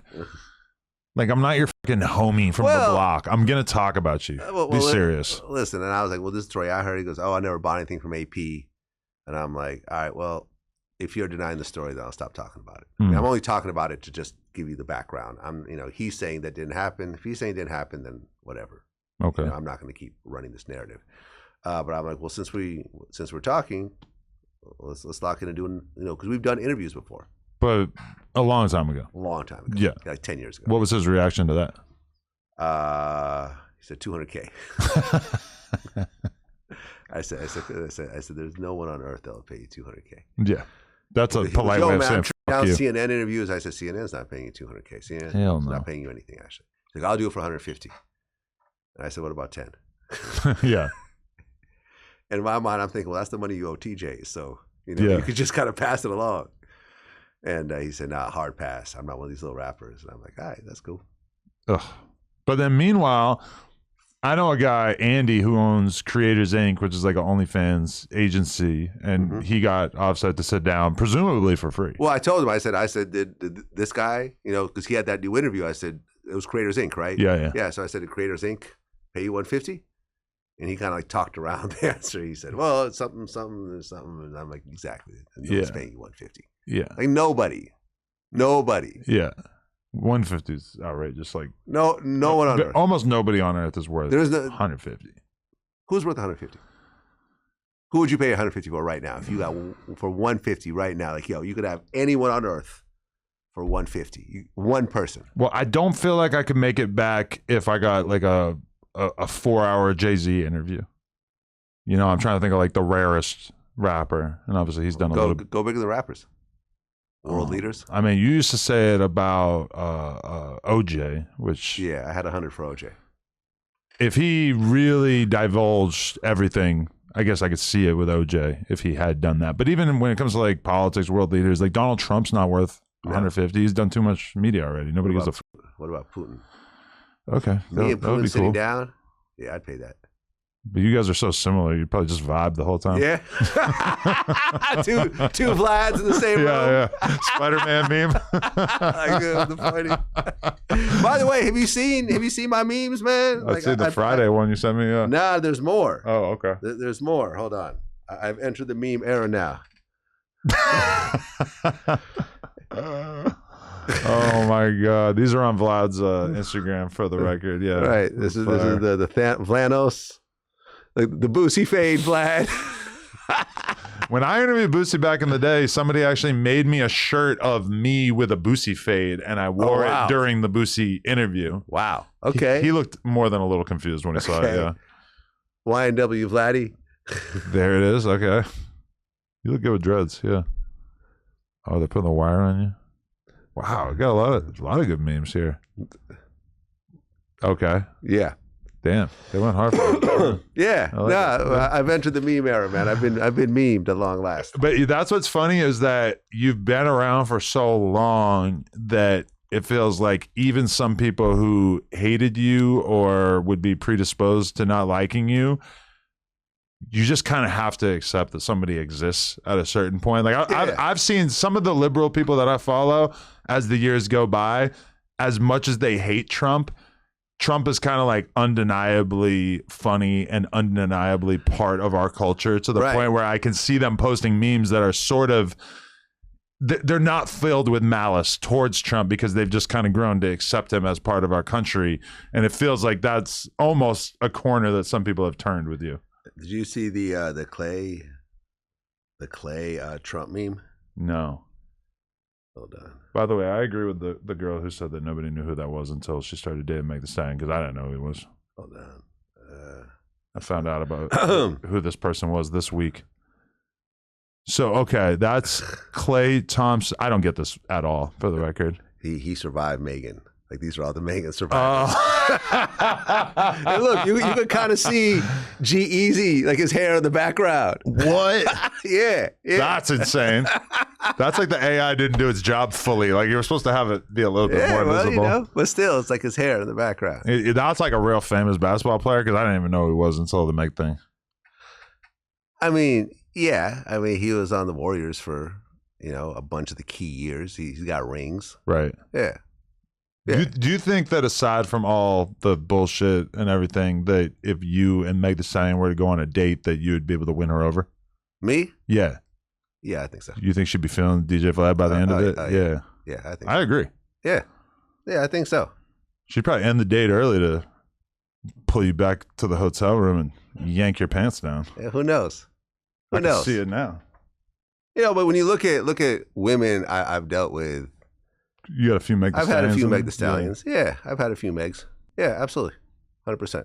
That's kind of my overall type. That's why I think I think we would vibe. Future said he takes down Meg Thee Stallions by the crew.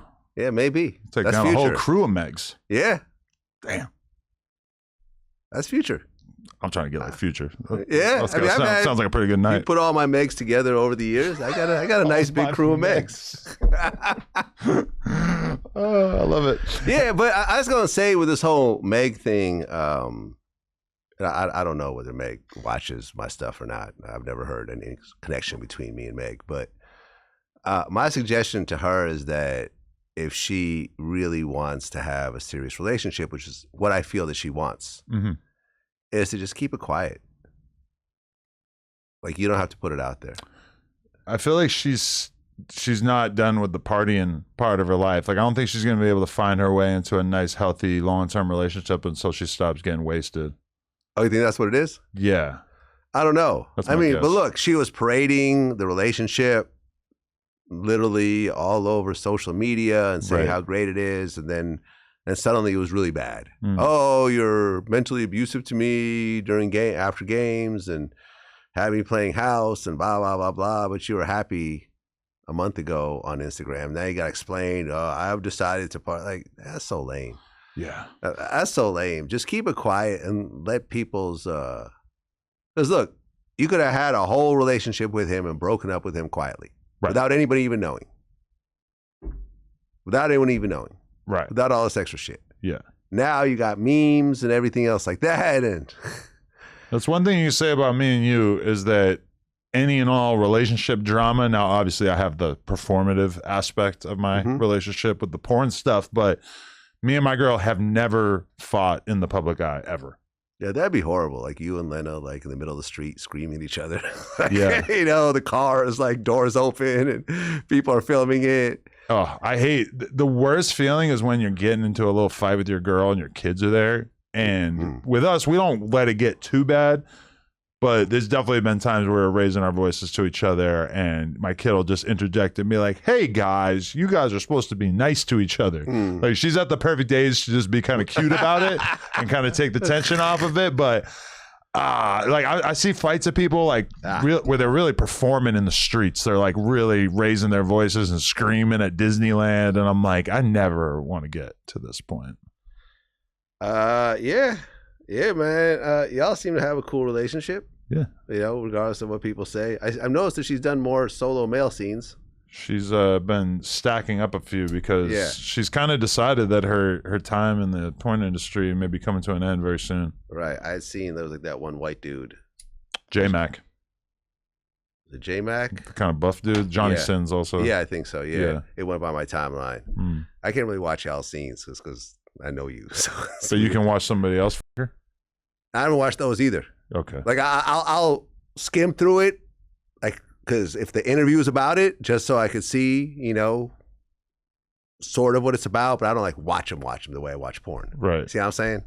So Charlemagne signed a deal along with a bunch of other podcasts associated with iHeart, where they went over to Netflix. And now they are very limited in what they can post to their YouTube channel. I think The Breakfast Club was limited to like 5-minute clips. Rory and Mal, same deal. Fat Joe and Jada, their show. When you see these podcasts going to Netflix, as somebody who's an OG in the space, who probably never thought that we would get to the point of seeing these giant corporations wanting to make money off of podcasts, when you see that, what do you think? I think that it sounds really good in theory because Netflix is a monster, right? You're essentially on the world's biggest premium video service on the planet. right? So I think it sounds great, and I think everyone aspires to be on Netflix. That's the thing, right? People don't say, "Oh, I want to be in a movie." They say, "I want to be on Netflix." It had a lot of prestige. It's got a lot of prestige, and it still does, and it still does. So I think, in theory, it sounded really, really good, and it was probably a big check. And I think that people are going to take big checks when they're put in their face like that, because maybe it's an amount of money that it would take them a long time to earn back if they stayed on the YouTube route. Mm-hmm.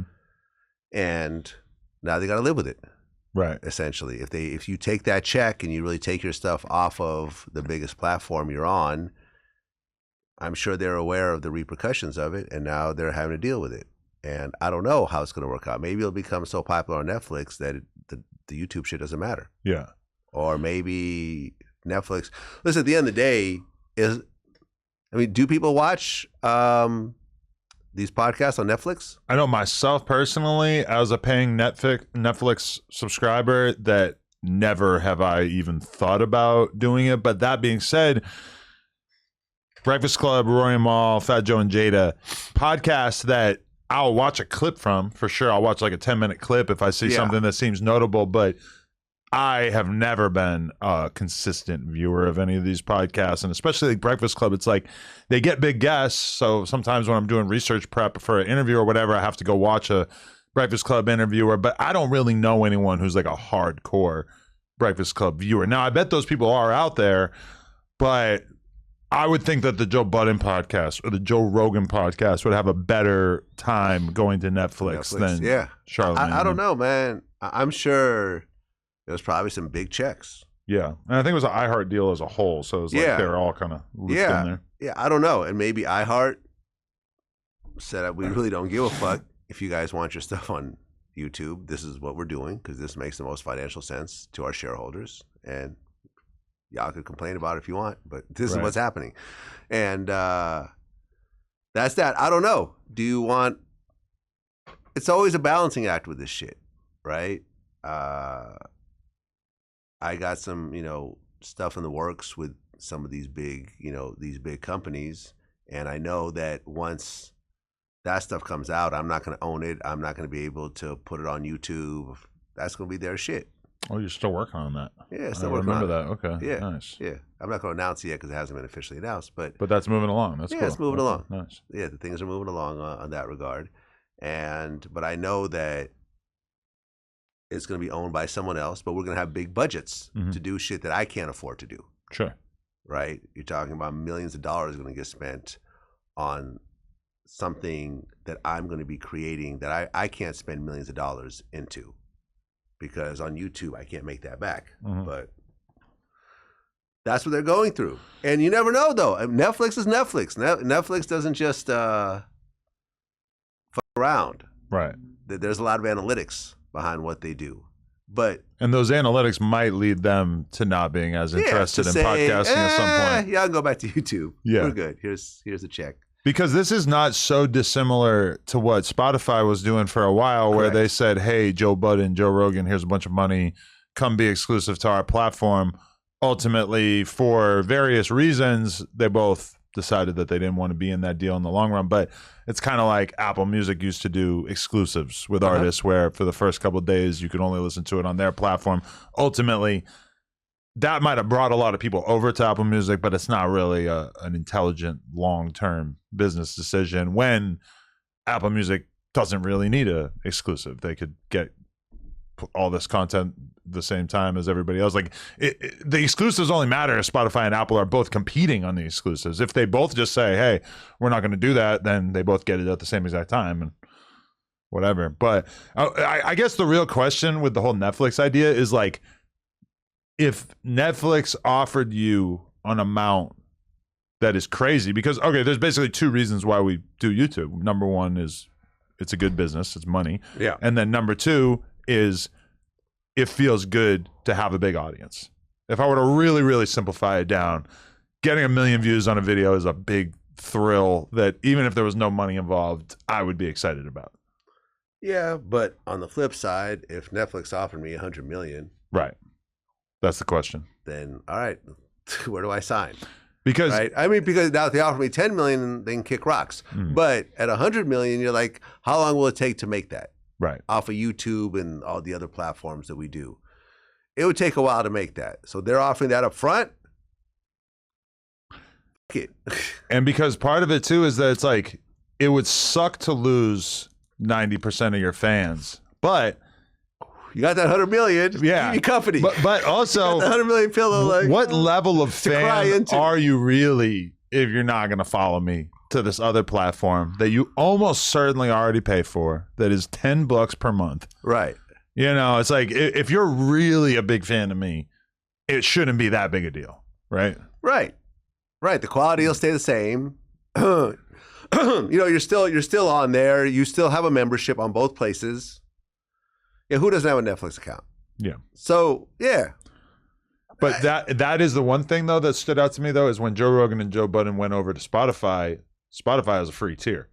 Netflix has a free tier, but it doesn't have access to the podcast. Oh, okay. So, yeah, they're trying to see how many people actually sign up. Yeah. Yeah, everyone signs up and goes straight to there. They're like, okay, this makes sense. And look, who knows which of these podcasts will still be on there next year? And it might be a reshuffling. For sure. My expectation is either they lose interest in the whole thing and we never hear anything about podcasts on there again after these initial deals are done, or it's profitable, it kind of makes sense, but it doesn't make that much sense. So Netflix basically, a couple years from now, we're getting hit up by Netflix reps that are saying, hey, we'll give you 50% of the ad money if you post your podcast on Netflix as well. And everybody's there. Because that was the whole deal with Spotify is like, they get Joe Rogan and Joe Budden, Call Her Daddy, whatever, and that brings people over. Maybe you start listening to all your podcasts on Spotify. Well, we're on Tubi now.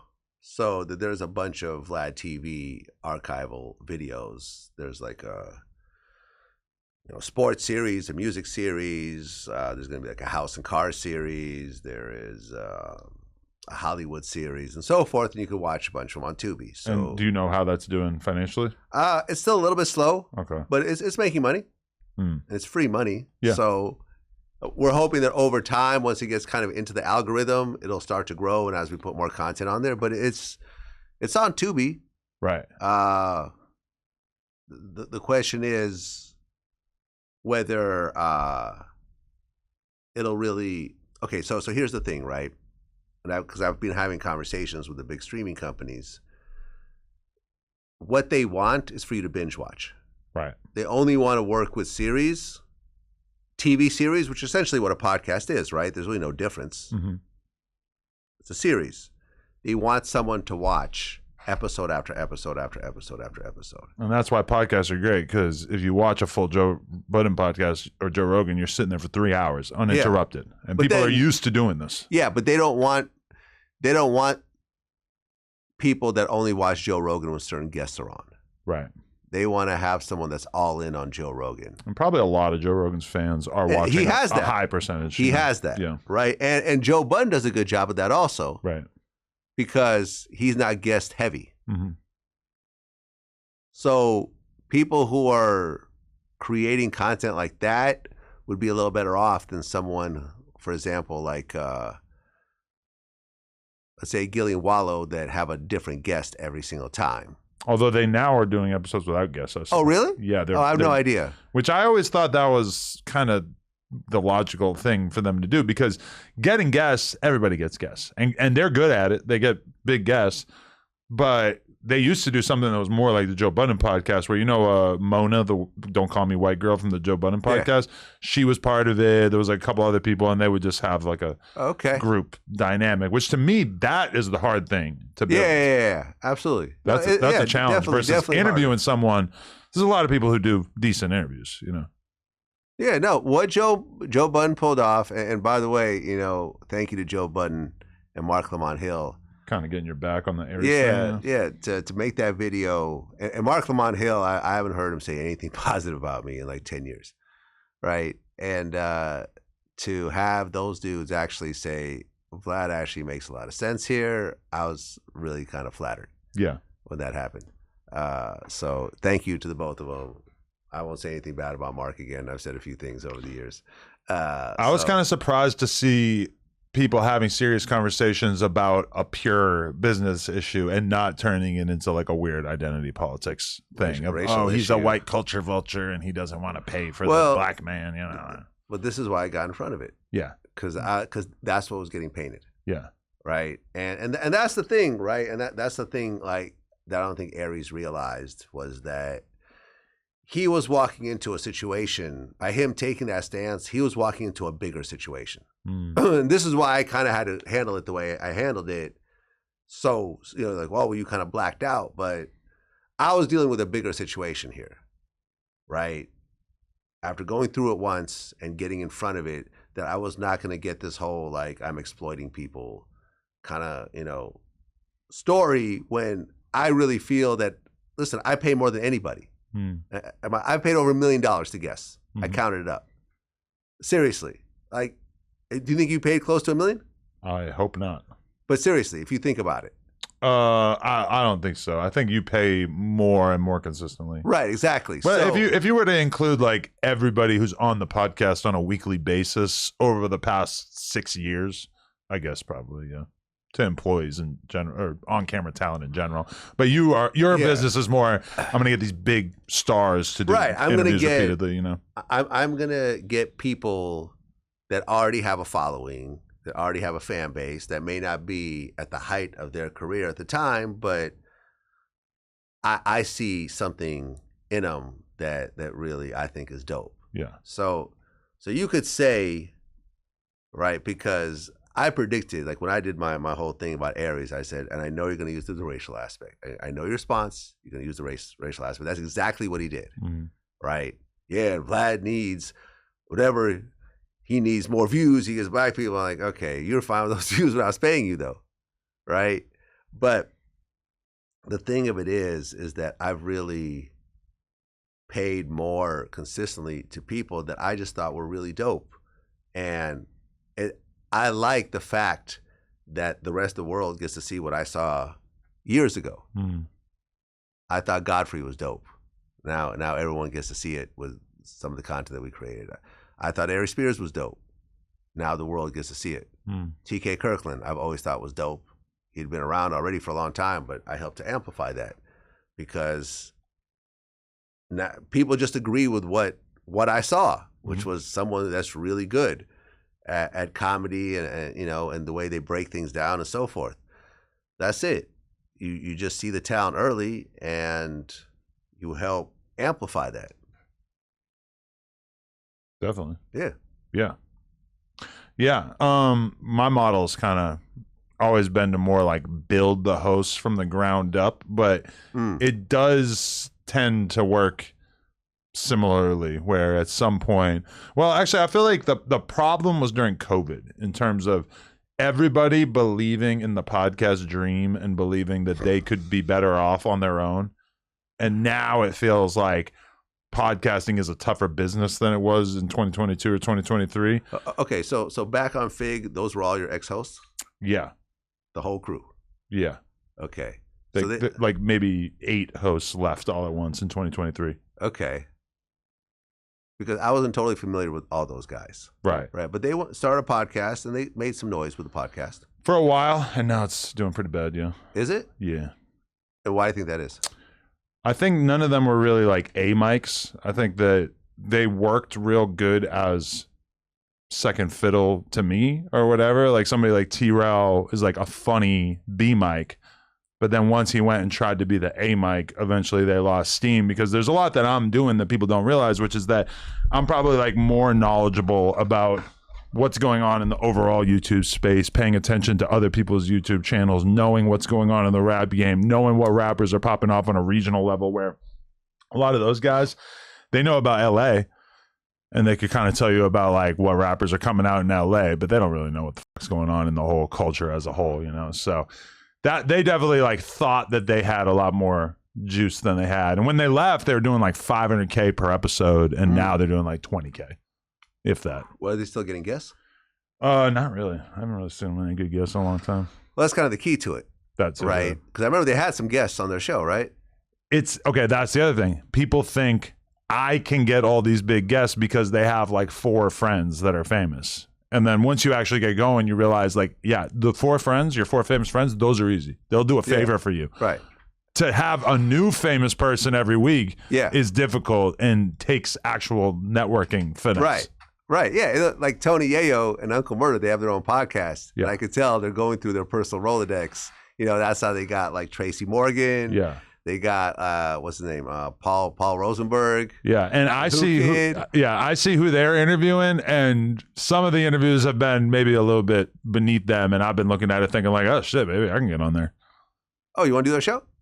I mean, yeah, sure. I got Tony Ayo's DM. I guess if I went to New York or whatever, I'll call them. I'll ask them. They'll have you on. Oh, all right. Yeah, maybe absolutely. I'll pull up on them. Yeah. I always wanted to hang out with Tony Ayo. Oh, really? That's one that I was kind of jealous when you got it because I had been DMing him too over the years. Oh, really? But you actually saw it through.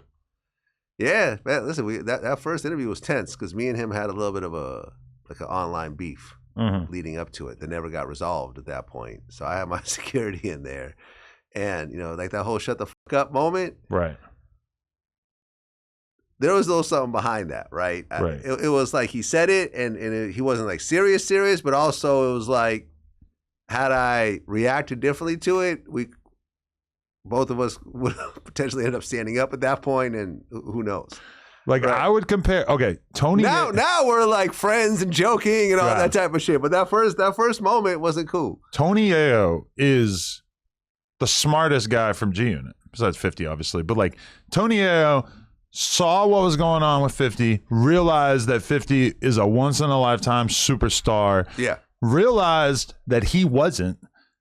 And realized that he could still have a position in this and that what he would be able to accomplish working with 50 was going to be way better than whatever he could do on his own, which is the total opposite of those dudes that you're talking about who left my podcast, where if they had played the Tony Yayo role, they would be in a way better situation financially. And instead they decided to split off and think that they were 50 Cent and they just weren't. Well, yeah, if you watch my new interview with Yayo, he agrees with me that what happened with me and Aries happened with Young Buck and 50. I saw that, yeah. Right? 50 got this huge vitamin water deal because he invested into the company. Right. They didn't just give it to him. He actually, I think they wanted to pay him to be a spokesman, but instead he took stock in it. Mm-hmm. And then that company got sold to Coca-Cola, and he ended up making like, what, $50 million or something like that? Yeah. And he was the only one that had the ability to invest in that deal. Mm-hmm. Tony Yayo did not. Lloyd Banks did not. Young Buck did not. And Young Buck got on stage and said, I ain't getting a piece of that, vitamin water money, so I guess I'm going to have to keep hustling. 50 heard that. I was like, oh, okay, you pocket watch it. Mm. And I said that was the beginning of the end. And Yayo said, yeah. But I thought they fell out before that because Young Buck was just like hanging out with 50's ops like Fat Joe and shit and taking photos in the club with him. That's the first time I saw, a crack in the armor. Yeah. Yeah. Okay. That's the first time I remember seeing it. And look, I mean, regardless of what happened before, like, people don't want to hear that shit. Yeah. At the end of the day, there's nothing cool about pocket watching. No. Seriously. Like nothing positive will come of it unless it motivates you to go leave and do your own shit. Yeah. But letting that person know that you're watching their pockets, there's name a way one to go positive thing that comes from that. Right. Nothing. Aries saying, now I know that Boosie gets 25, we need to renegotiate. Like to me, that's not a motivating factor. Mm-hmm. I don't negotiate based on other people's negotiations. It's based on what we're doing. So yeah, 50, I think at that point just said, fuck it. I'm done. I mean, that pocket watching shit is a big part of what led to a lot of the hosts leaving No Jumper in 2023. Yeah. Really? Yeah, because everybody just kind of started talking. Everybody knew what each other was getting paid. And then you got people with different pay structures. Like, I mean, the irony is like, remember that dude Sharp? Mm-hmm. he at first was going so viral so much that we ended up working out a deal that was like a split of the profits because he was just doing like 1 million views plus, like over and over and over. Yeah. And the other hosts end up figuring that out because Sharp wouldn't shut the fuck up and just kept bragging about it. And then what ends up happening is that by the end, Sharp was actually getting paid way less than those people were getting because he stopped going viral and he stopped like really doing interviews that anybody even gave a shit about. So then by the end, he goes like there was like a month where we paid him like $16K because it was like half of what his interview produced. Right. And then by the end, we're paying him like $1,000. Here's been my philosophy about running a company and having employees and having contractors, which is essentially what Aries Boosie is, right? They're contractors. Just assume that everyone will know each other's rates because people talk. Right. If your strategy is to keep this quiet, you're going to lose using that strategy. You can advise them to not talk about it, but ultimately in the long run, you can't even really do that. Oh yeah. People talk. Right.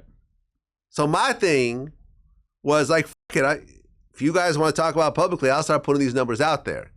And any other regular guest who has a problem, you know, it's funny, right? When I did the, what do you call it? When I did that Aries video, Nicholas Irving, right, who is by far the most dangerous regular guest that we have, right?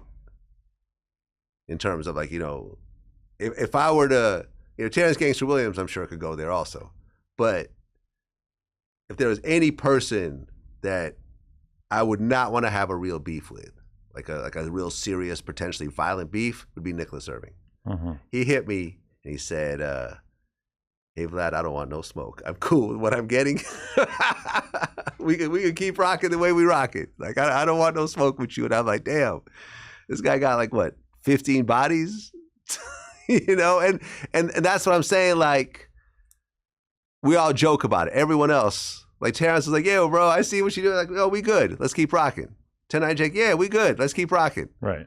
Everyone, even Jake was like, yo, man, I get a lot from being on the show. Like, I get it. I see the big picture. Like, yo, I've seen the views, the followers on my channel go up every time I do your show. Right? Like, for example, I interviewed Jim Keys. He's a former CEO of 7-Eleven and Blockbuster. So you know, we still talk. He saw, you know, he's like, yo, I saw a big boost in book sales after doing your show. He's like, thank you so much. I'm like, shit. Like you know, we try to move the needle. And that's cool. That's what I like to do. That's what I like to hear. You know? Yeah. No, definitely. Okay. I feel like I hit like nearly everything, but did you see a big bank reaching out trying to get a 6ix9ine interview? Yeah, I saw that. That's interesting. You think 6ix9ine should do it? He'll probably do it. Do you think that there's anything for 6ix9ine to gain from doing it? Because that is a respected Atlanta-based hip-hop figure. And granted, you know, 6ix9ine did Me and You. He's done like, you know, obviously Aiden, all these really huge streams, but he hasn't really sat down with somebody that's like a black member of the hip hop community. That's like the one thing that still kind of eludes him if he even gives a shit still. I know he wanted to do Gillian Wallow because that was like the real like street podcast at one point. But then again, he was in a different position back then. I felt like he was kind of still trying to get his feet back on the ground and people weren't really fucking with him and stuff like that. It feels like after you interviewed him, somehow he had been cleansed of his sins. And I think, do you think that I kind of brought him back into like a positive light? You did. It doesn't make that much sense because he just did an interview, but then that interview led to him doing a million other streamers, a million other interviewers. He's on bigger platforms. He's with Aiden Ross. He's doing all this shit. I got a new interview with him coming up. Yeah. You didn't do it yet, though? Haven't done it yet. Got it. Yeah. You doing it this weekend? Monday. Okay. Yeah. It's I felt it was just something about it that just connected with people. Right. Because you also got to think that who really knew Tekashi's whole story? Right? Yeah. people like me and you who are paid to do this type of thing professionally. Yeah. But how many people really, you know, depending on their age, knew how it all started and how it developed into what it did and the aftermath of it? Well, for me personally, I knew his story because I watched 3 different documentaries about his life. I get it. And I was in all of them. It's one thing to watch a documentary that is being done about somebody. It's another thing to have that person actually explain the whole thing from start to finish. Because the documentary, he's not in any of those documentaries himself. True. See what I'm saying? I mean, that's the one thing I'll give you is that you are very astute about knowing what interviews the culture wants or needs or will be receptive to. And sometimes it's way outside the box of things that might be considered obvious. Yeah. But with 6ix9ine in particular, it's like he was so in our face, COVID era, that it was almost hard to even remember that there was a time in which, you know, we weren't inundated in 6ix9ine information, and you kind of rightly realized, like, it's been a few years. Like, Yeah. people would be interested in this storyline, and then you got it done. Yeah. And like I had said, I spent the most on that interview that I Right. ever did, but I believe I made the most off that interview than I ever did. Mhm. So everybody wins. And he turned around and everyone's looking at him, I think, a bit differently. And if he didn't go to jail, Yeah. I think the momentum would even be bigger now. It's weird when I talk to a rapper, because I still ask rappers once in a while, would you do a song with 6ix9ine? And they all say no. And I wonder when that will break. Well, do you think it matters anymore? No. Not really. Well, what about, okay, so music-wise, do you think that he could have a big hit song? I don't know, because it's like, as much as his popularity seems like it's kind of came back, that hasn't translated into like rapper popularity, like where it seems like people want to hear him. He's put out a few songs since you did that interview, and it didn't really feel like they really did much. He did a song with Steve Will Do It, where Steve Will Do It was saying the N-word, and they're dissing Mr. Beast. It got removed from YouTube the day after it came out. Yeah, but that's just shock value. Yeah. That's not, you're not really trying to get a hit song with that type of content, right? So when's the next Gummo coming out? Gummo just feels like a fevered dream, like a moment in time. Fever dream. Yeah, I mean, it does. It just feels like it was just, I don't know. We were all just crazy. We were all so impressed by his vocal tone and his flow and the beat. Visuals. And in retrospect, you're like, why were we all freaking out about that? I don't really. It's a good song. It is. It was hot. But It's a good song, and I don't know if he could bring that back. Maybe, though. yeah, I mean, I don't know if anyone could bring back something like that. Yeah, because that whole time, like, this is the same time that Lil Pump and X and Juice WRLD and all these guys are huge, and he was kind of like, oh, I'm a SoundCloud rapper, but I'm the craziest looking SoundCloud rapper you ever seen, and also I'm on some gangster shit. Right. And hip hop as a whole was like, okay, like, and you got some popping songs. All right, we're down. Yeah. And I'm actually going to get into the actual drama in real life, and I'm constantly in the news, in the mainstream news. Yeah. For these shootings and people getting beat up and robberies and beefs and shit breaking out of the airport and this, that, and the third, and shows getting shut down. Oh, and, yeah. And yeah. He ruled the hip hop media ecosystem. Yeah. He was the algorithm for a while. 100%. People forget. Remember, you would look at Academics' channel and it would be like 10 videos in a row that was like, 6ix9ine said this about Trippie Redd, 6ix9ine said this about Juice WRLD. They were just every day going back and forth. But we didn't have the same fatigue that we have now, where rappers beefing with each other. You just whatever. You kind of move past it pretty quick. Well, yeah. Now it gets more deadly, like True. the All-Star JR situation. Well, not deadly, luckily. Okay, I'm not going to say that. But right. People getting shot. Yeah. People, they're saying Ben 10 might be paralyzed. Yeah, I'm hearing everybody say that they're trying to keep it quiet, but that he basically is paralyzed. Yeah, he asked for 50,000 in the interview. I just said, well, this is not a serious conversation. Yeah. And because I already had the JR interview was already scheduled. And I was actually with your booker, Mafi, who helps book some stuff over here as well. And I'm sort of standing near him because I had just done the Dogface interview, and he did your interview the next day. And he's looking at his phone, and he just goes, "Oh shit!" And he just points at it, and it's just a text from All-Star JR that said, "I got picked up by the feds," presumably sent by somebody on his team. But that's how I found out. Yeah, yeah, that's how we found out the interview's not happening.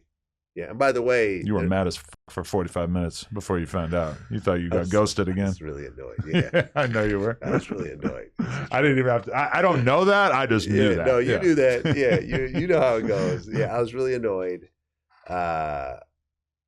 And there was a rumor that he had flown into California to do the interview. Because I'm seeing everybody say he got picked up on the way to the Vlad interview, and I'm already knowing he didn't come out here. Yeah, it was in. We had a studio booked in Detroit. I was going to do it remotely. Just never happened. He never showed up to the studio. People were like, well, then how did the feds know where the studio was? And I'm like, he didn't show up to the studio. Yeah. If they knew or not, he didn't show up. If he faces serious charges, which it would appear that he probably is since they arrested him, it's like that song is going to end up looking like a really bad idea. Well, look, you know, you have these situations where a person survives an attempt on their life, and you can't tell them that they're not gonna celebrate how they're gonna celebrate. Right. You know, and the Ben 10 challenge is fucked up, but Ben 10 tried to kill him. Right.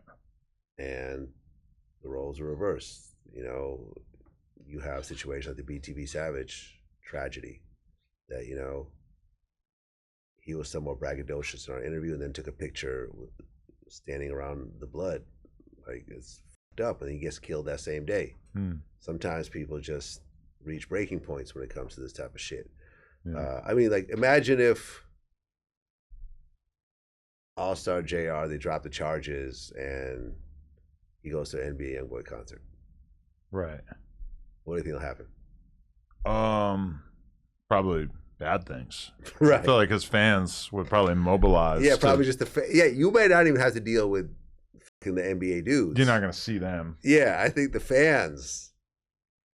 Things like YB. Seems like YB kind of has some real hardcore. Like, just like. Do you think that? I mean, okay, so. YB hasn't even said a word, right? Yeah, exactly. Which is kind of. Very YB-ish. Yeah.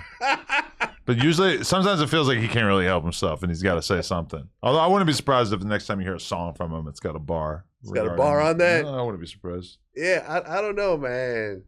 Yeah. Who do you think has the craziest fans? Like, the ones that are actually willing to crash out in order, you know, because, like, okay, like, the ones that are literally willing to do jail time or you know, for example, get their accounts shut down and potentially, you know, have real life problems because they're fans of this particular person. I mean, I think Youngboy, because his fans are the aspiring / wannabe gangsters, whereas I feel like, yes, Playboi Carti and Kanye have like insane fan bases, but they just want to wear all black and just dress cool and have baggy pants. I don't think like that anyone. I think a much smaller percentage of the Cardi fan base have fantasies about killing for Cardi. Well, but slow down. From what I understand, when Nicki's house got swatted, it was because of a Cardi beat. Oh, I'm talking about Playboi Carti. Oh, Playboi Carti. No, I'm talking about Cardi. Well, see, I would say Nicki Minaj fans. But they're a bunch of women and gay dudes. So shit. They can crash out just like the rest of them, just because they don't physically do it. Yeah, I mean, they'll tweet and they'll make TikToks, but ultimately, I think. Also, I feel like, did you ever see this article that came out about how Nicki Minaj's Twitter engagement is like mega fake? Really? Yeah, there's a whole big article. You might have to pay for the article, but it's basically like just summarizing how, especially as she entered into this whole like right-wing MAGA aspect of her career, that it's hugely botted, which is it's done intentionally to make it seem like this was a popular choice on her behalf, when I think a larger percentage of her fans are in a state of revolt than she would like for the world to know. She doesn't even really tweet though, does she? She tweets a lot, yeah. Does she? A lot? She might have not for a while now, but she blocked me. Going through the MAGA thing though, she was going blocked nuts. by Nicki Minaj. Yeah. I am blocked officially, so actually I don't see her tweets at all. Well, you can still go look, but it won't show up in your feed. You can't follow. Yeah, but am I going to go out of my way to look at Nicki Minaj's tweets? Do you think her career's over? I think it's probably largely over. Anyone saying that is really just guessing. Yeah. Because she could drop the biggest song of her life tomorrow. Right? I just think like her public perception now is pretty bad. Listen, but she's an older, what is she, in her 40s right now? Mm-hmm. How many how many rappers in their 40s outside of, well, no, actually, now that I say it, on the male side, I feel it's kind of easier. I mean, in her category of being like big mainstream pop star level rappers, you got Drake, Kendrick, J. Cole, right, those Future. are all men. Those are all men. Yeah, but that's what I'm saying. It's like on her end, it's her. And then Cardi B is a bit younger, but similar. I think Cardi B is bigger than her right now. I think so too, for sure. Yeah. Right now, Cardi, I think, is way bigger. Yeah. But then again, Cardi's on tour. She got a new album. Cardi has done a lot to make people like her, and Nicki Minaj has seemingly done almost everything that you could ever imagine doing to make people hate you. It feels almost intentional. Like she's done everything you could do to be as unlikable as possible. Yeah, I can't really argue with that part. Nicki does not like me. Yeah. I can guarantee you that. I have interviewed her once. Mm-hmm. It was a bit of an awkward interview. And but what you're really talking about is music. If you're talking about music, then a song will change all that. The thing about music, though, is that like for people to embrace your music, you have to be likable enough that they want to give you a chance. I don't know about that. And I just feel like she's gotten away from that. I don't know about that. I think a hit song is a hit song. Like you've had who was some of the, like R. Kelly. Mm-hmm. R. Kelly is, you could clearly say, is one of the most unlikable people in music. Yeah. He is in prison right now for underage sex, right? And I don't think there's a R. Kelly song that is big enough to become a big hit. But he's got a huge catalog, though. But all songs we loved before we found out about what he was doing on the deal. But they still play the songs. Some places play the songs. Man, listen, at a house party in Calabasas, they were blasting Ignition. But they ain't playing it in church anymore. They're not playing it. Well, and they used to really be playing it in church. I Believe I Can Fly, I believe it's still played in churches. Maybe some churches, some problematic churches. But okay, I'll put it like this. This is a Larry David episode right now. I went to a wedding in Dallas for a super white ass couple that me and my wife know. It's like her old personal trainer, whatever. And we go out there, we get on a bus to be shuttled to the wedding. And for whatever reason, there's one charismatic black guy who's wearing like a bright red glittery suit, right?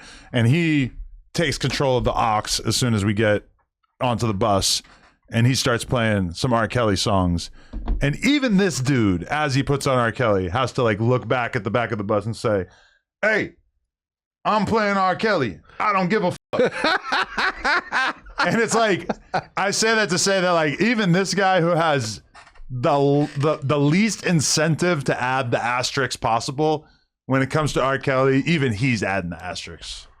So, I mean, I don't think that R. Kelly could make a hit song at this point. No, he can't make it. Even if he was free. He's in prison. I'm just saying that he's a major artist that's very unlikable. That's got a bunch of huge songs. Even right now, I Believe I Can Fly probably gets 1 billion streams a year. Like, you know, my kids know that song. And they don't have access to streaming services or anything else like that. Mm-hmm. So Nicki can come out with a monster song. Nicki is very talented. Like, let's not take away the antics from what she's actually accomplished. She still has vocal cords. She still has a musical understanding. She still has a lot of producers that'll work with her. I mean, seriously. Like, she can call up Kanye, and Kanye will probably do something with her. I would say that she's almost like on Kanye's level of canceled, though. Like, not formally, but I feel like whatever revulsion people have towards Kanye, I feel like Nicki is approaching that. Now, going full diamond studded swastika, obviously, is kind of a different level. But I feel like her going on stage with Trump and the whole MAGA thing is not far off. Well, Kanye is actually banned from entire countries. Yeah. I think Nicki should be banned from some countries. I don't know which ones exactly, but just pick some random countries. Yeah, just don't let her go everywhere. Listen, if Nicki did a world tour, she would kill it. You think? Oh yeah. Oh yeah. I'll protest. I heard that Kanye is building some sort of stadium in some European country so he can perform at. Since I don't know if this is true or not, but the Jews are gonna shut that down. The Jews are gonna shut. The Jews are gonna find a way to shut that the fuck down. Well, here's the problem, right? This is what America's like. What's the big deal? Like, why don't these countries? Why are they tripping off the Nazi shit? Because the Nazis actually invaded a lot of those countries. Right. Right. Like France wasn't taken over by the Nazis. It's a little more abstract to us. Yeah, it's an idea. Yeah. If there was actually like Nazi fucking craters, you know. And you go to Berlin and you see the rubble like all over the place. Oh, really? Of like different areas that were bombed, and it's this super trendy. It's still there? Yeah, they've gone out of their way to like preserve certain landmarks and stuff. Oh, okay. And it's like a very hip, modern, artistic city with tons of culture. But then you still see these little signs everywhere of like, oh wow, they were bombing this fucking place. I've never been in Germany. Berlin is amazing. I love it there. Yeah. Really? Yeah, no, I've never been. So that's the reason. And Americans feel that everyone should think exactly like them, but that's the reason. You're dealing with countries that actually had Nazi invasions. Mm-hmm. There's people that are probably still alive that lived through this shit. So, yeah. You have a ways to go. I personally feel that with Kanye, that it was, I think it's mental illness. Yeah, it's mental illness. Yeah. Kanye, and his apology does seem sincere. Yeah. And unless suddenly Hail Hitler Part 2 comes out, I'm gonna take him at his word. And look, when he came to LA, he had no problems. Right. Selling out. He could have probably done like 10 shows and sold out every show. Was there like 1 million people on the waiting list? I don't know. Yeah, so some insane amount. He did 2 shows like during a week that both were sold out, which is pretty massive. Yeah, right. The biggest stadium in LA, and usually, my guy John Monopoly can get tickets, and this time he's like, nah, I can't. Same here. Yeah, he had actually mentioned to us like, I got you in Remo, and then when it actually came around, he's like, hey, this is all fucked up. We can't do shit. I don't got you. Okay, Kanye, as much as I have not liked many of the things that he's done over the last few years, he at least had the humility to acknowledge that he did something wrong and to try to reach out to rabbis and stuff like that. I have never in my life seen 1% of that humility from Nicki Minaj. I don't think that she has any capacity to apologize or acknowledge that she did anything wrong. Well, she also hasn't lost anything. Right. Kanye. That she knows. Well, no, I mean, Kanye had very material losses. Yeah. Like, think about it. He lost Adidas. I feel like probably a lot of Nicki Minaj's fan base that she's used to having there is probably not really going to be there for her in the near future. But I don't know, man. You really dislike Nicki Minaj, it seems. Yeah. I think she's a pretty terrible person. Yeah, it's funny, and she's spoken about me, like, and I've interviewed her, but I feel like you dislike her more. I dislike her. Yeah, like, she seems like a horrible person, and I mean, I really have disliked her for a long time. Right. But now I'm a public figure and I get to talk about it. So it's it's nothing personal. Right. Listen, I think that some people, me and Corey Holcomb, we spoke. So I'm doing 5150. I'm doing Corey Holcomb's That's podcast. His podcast? That's his podcast. Ask him about Flacco, because they have a nice little rivalry going. Oh, they do? Okay. They hate each other, Yeah. So me and Corey, we got on the phone yesterday to talk about, I'm going to do his show, then he's going to do my show, right? And we were just talking about how certain people act in Hollywood, because I'm not really a Hollywood person like that, right? Like, I went in through the YouTube door, which is like, Same. You see what I'm saying? I never had to play the game. We never did the Hollywood thing. We were never at the top. We kind of went from the bottom. The YouTube is the the ground floor, and slowly worked our way to where we are.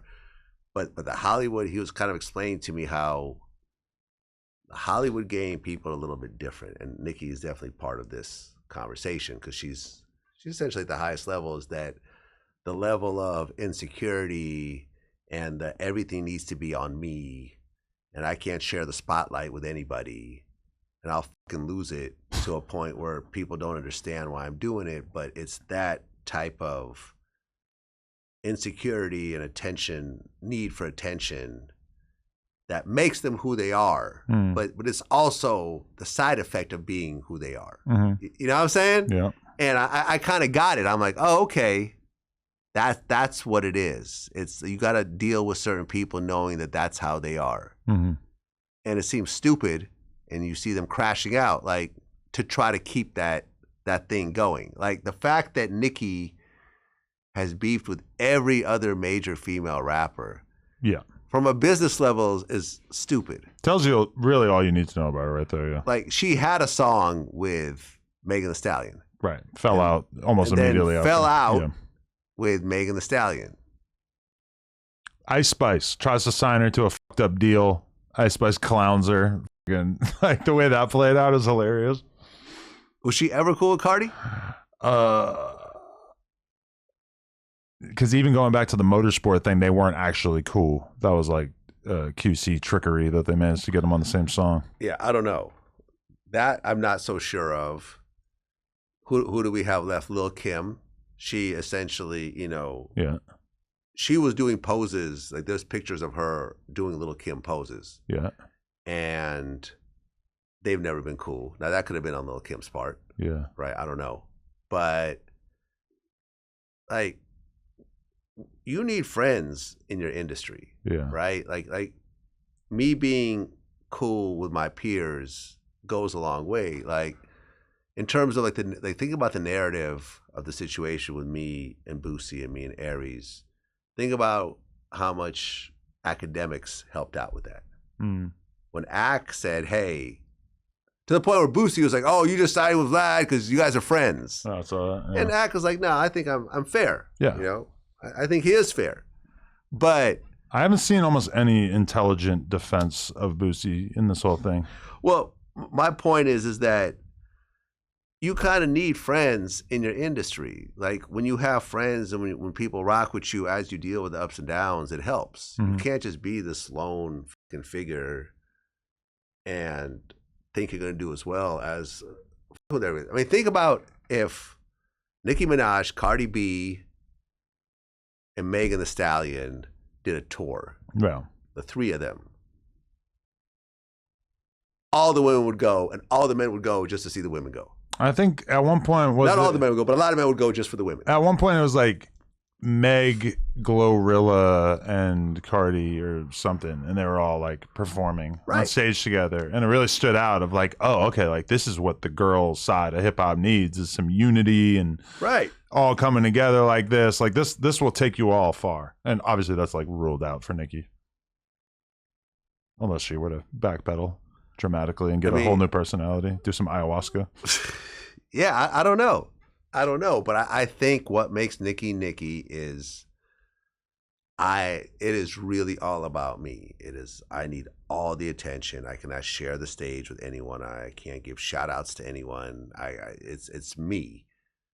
No one, even when there was a producer, I'm the reason why the song is hot. Safari did nothing for me. Like, I am the everything, and listen, that type of thinking will fuck you up. Yeah, it's not good. Like the Aries Spears thing, saying I'm the franchise player or whatever. If you look at my my video, I fired off 10 people who consistently get more views than him per interview. Prove me wrong. Look at the numbers. Yeah. Right? So you're saying, because in your mind, look, you could create an echo chamber. Like, think about it. You could find a large group of people on the internet to agree with you on the stupidest shit possible. Oh, yeah. If you said, yo, if you went on the internet and said, yo, I'm going to put on a bomb pack and go into a synagogue to kill all the Jews because I want to, because I'm going to stop the genocide. Right. You'll find an army of people saying you should do that shit. Oh, yeah. They would actively want you to, because your chat, in particular, when you're live, wants you to do the most entertaining thing. They don't really want you to just live a nice, long, healthy life. Yes. you could find, before the authorities, let's just say you had a window of time to do this before the FBI was told about it. They came and arrested you. You could probably find 10,000, 100,000 people to say, yo, like you're going to have your 72 virgins in heaven. Mm-hmm. Allah is going to bless you and you're absolutely doing the right thing. And you doing it as an American is going to turn things around because, whatever, you have the Middle East, people, blow themselves up over this shit, but an American doing that shit, especially you, that would be everything. Mm-hmm. And then you blow yourself up and it will cause you a crash out. Right? They all laugh at you. Yeah. So the thing is that, you create this narrative of you are everything and you find these comments that are agreeing with you and you're everything, and then, you got this dude who opens up for you who's 60 years old and knows that he has no plan B. So he has to agree with you, right? If he's like, yo, Aries, come on, that's stupid. Mm-hmm. Like, you can't base this on comments, whatever else. So now you got everyone agreeing with you and then you go and crash out. Because, you're so focused on you being the greatest ever and the whole nine. Mm. You can't be like that, man. You can't. You gotta understand that we all did it together. People worked on it together. There's a group of people that accomplished certain things. Yeah. Because otherwise, you do it all yourself. No, definitely. We gotta. All the YouTubers in particular have to work together to not embrace the radio nepo babies in the music industry. That's what do you mean? That's who we're actually against. Who are those? Charlemagne? I'm not even saying him. He's done a lot of business on his own, but there's just a lot of people who I think feel like they're better than us. Who? Because they have some sort of radio cosign. And that's something I resent. Man, I'll be honest, the radio people that I've met have all been very humble with me. Okay, true. A large percentage of them. Big Boy, yeah. Cruz just hit me up. I'm gonna do a show. I'm talking with Hot 97 again. Now that Ebro and Rosenberg are out of there. Oh, really? Yeah. Who do you think you're going to sit down with over there? I don't know. Interesting. I don't know. I mean, I would do the morning show, though. If I'm going to go over there, I do Breakfast Club. You're not going to put me on one of these little half-ass shows. Oh, okay. If I go over there, I'm going to do that. That's Miro, right? Miro. Yeah. I think he's struggling. Is he? Heard the ratings are pretty bad, yeah. It's a hard job.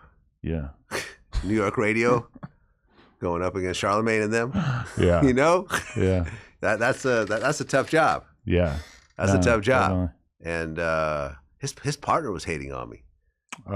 Jesus, yeah, his former partner. They've been beefing for years. That's what I'm saying. And he talked some shit about me, and I'm like, you're the ultimate fall off in hip hop media. Seriously, you've done nothing ever since your partner left you. I remember when everybody was acting like we're supposed to revere these guys because they had a Showtime show. I'm like, listen, I got a fucking YouTube channel. I ain't worried about that. You got to play the game to get a fucking TV show. I got a YouTube channel. Nobody helped me get here. Yeah, but there was a moment in time when being on Showtime or Vice or was a co even Complex. Or when Action Bronson had the food show on Vice. On Vice. But then I always used to say he should have skipped Vice and just built this shit on his own channel. And what's he doing now? He's building it on his own channel. Right. Yeah. I heard he doesn't like me. I'd been around him once and he was a little bit standoffish. And, I interviewed him back in the day, and then I actually saw him in 2019, and he was real cool to me. But then I messaged him a couple of times since then that I didn't get a response. So I kind of felt like maybe he didn't like me too. I don't know. Yeah. I was a huge Action Bronson fan. Really? Oh, huge. 2010, 11, 12-ish era. Huh. I'm a fan. I would love to have Action Bronson on my show. Action Bronson, reach out to me, man. Let's do something. Yeah, me too. Let's do something food related. White boys got to stick together, man. Yeah. All right, Vlad, thank you for pulling up. I appreciate it. It was good getting to chop it up. Anything else you want to promote? Tell them, go cop the Stocks membership. Yeah, man. Vlad Stocks. This is something I've been wanting to launch for years and years and years and years. So this just launched last week, I believe. So what it is a few things.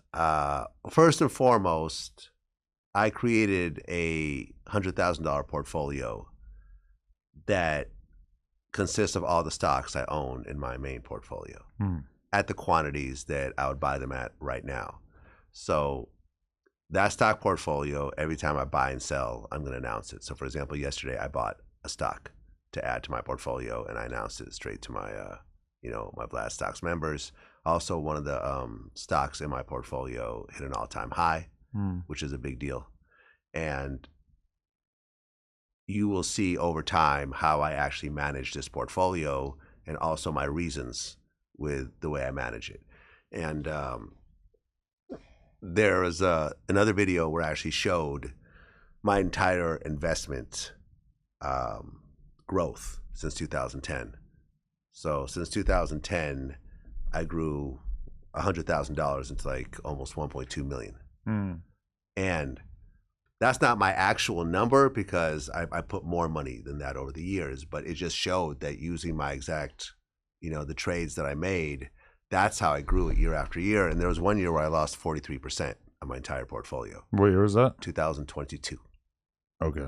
But the market lost 18%. Just COVID type shit? Yeah, or? all the COVID, when everything had run out and everything else like that. 22 was a fucked up year. Yeah. But it actually shows how the money was made over the years without any sort of tricks or small, penny stocks or crypto or anything else like that. These were all investments in companies that I really believed in, and the strategy really was just to go really heavy. People say to diversify, but I just went really heavy in just a few companies that I totally believed in. And along with that is just a bunch of lessons, where I break down my strategy. I show how to, approach investing and so forth. And honestly, the whole get rich slow philosophy that Warren Buffett has been pushing his whole life. Something I really believe in is a $50 a month membership. And people ask, oh, well, there's lots of free content like that on the internet. Yeah, absolutely. There's tons of it. There's not this content though. And my approach is different than a lot of other people. And really, I want to build a community of people that are serious about investing. And if you have a stock portfolio of at least $10,000 or so, $50 a month is not a big deal. For sure. I mean, $50 is not a big deal when you're investing in something that will almost certainly make you money. Yeah, exactly. And I want a group of people that really are serious about what they're doing, because I'm serious about what I'm doing. And it's kind of cool. Now I'm making like quick videos about, and you actually see the process of what I do and how I do it. And, I check my stocks essentially every day. Yeah, I've always wanted to get more actively into the stock thing, so I'm gonna get the membership. And you'll get the membership. Yeah, Thank you. Yeah, I'm gonna check it out. Thank you. And I guess you taught me you can actually do gifting of memberships. Yes, which I really enjoy doing that when we are live streaming, because it just gives you a chance to just take 50 of your viewers and just turn them into members. And YouTube is going to take 30%, but some percentage of those are going to probably become repeat membership. Okay, so purchasers. If I do a live stream with my regular members at the first tier, during the live stream, I can gift them tiers to the Vlad stocks. I don't actually know. I don't see that functionality. So I have to be on a free stream to gift. Can you do different levels of streams, or? I can't actually confirm or deny. But when I go to purchase the membership, when I go to gift it, I only see the option to gift regular memberships. So from as far as I know, there isn't an option to do other tiers. But maybe there is. I don't know. Okay, so do you buy the membership yourself? Yes. But what happens when it's time to renew? It does not automatically renew them, but it does tell them, they probably get a message or an email or whatever saying, hey, you can renew if you want to. Because to a lot of people, they just are never going to give it a try. So I figure gifting it is a nice way to show love and also potentially incentivize them to do it again. Can you track how many people that you've gifted ended up getting their own membership? I don't think so, but maybe. I haven't really dug into it. That'd be useful. That would be good. That'd be useful. Because that's the question is it going to be higher than 30%? Because 30% is what YouTube takes from the gifted subs. Yeah. Obviously, the more you do, the smaller percentage return you're going to get. But I figure, why not give back to him a little bit? And I would like to thank you because you're the one who turned me on to really taking the members seriously. I shared my number with you the other day, which I don't publicize, but definitely has helped to make No Jumper more of a consistent business. Yeah. I think that should be part of everyone's business. And I still have the Vlad TV YouTube masterclass. So there's a bunch of videos in that for content creators. Yeah, that I think are really priceless and really shows kind of how money is made on this level. For sure. Yeah. DJ Vlad, No Jumper, coolest podcast in the world. Check us out on YouTube, TikTok, Patreon. Go get the Vlad Stocks course. Go get a Vlad TV Moon Rock Blunt. Yeah, with Presidential, those are my partners. This is in 7 states. This will actually get you fried. I have smoked one of these now at this point in my life, and it definitely did the trick. Yes, sir. Appreciate you, man. Peace. Shout out to Vlad. Let's go.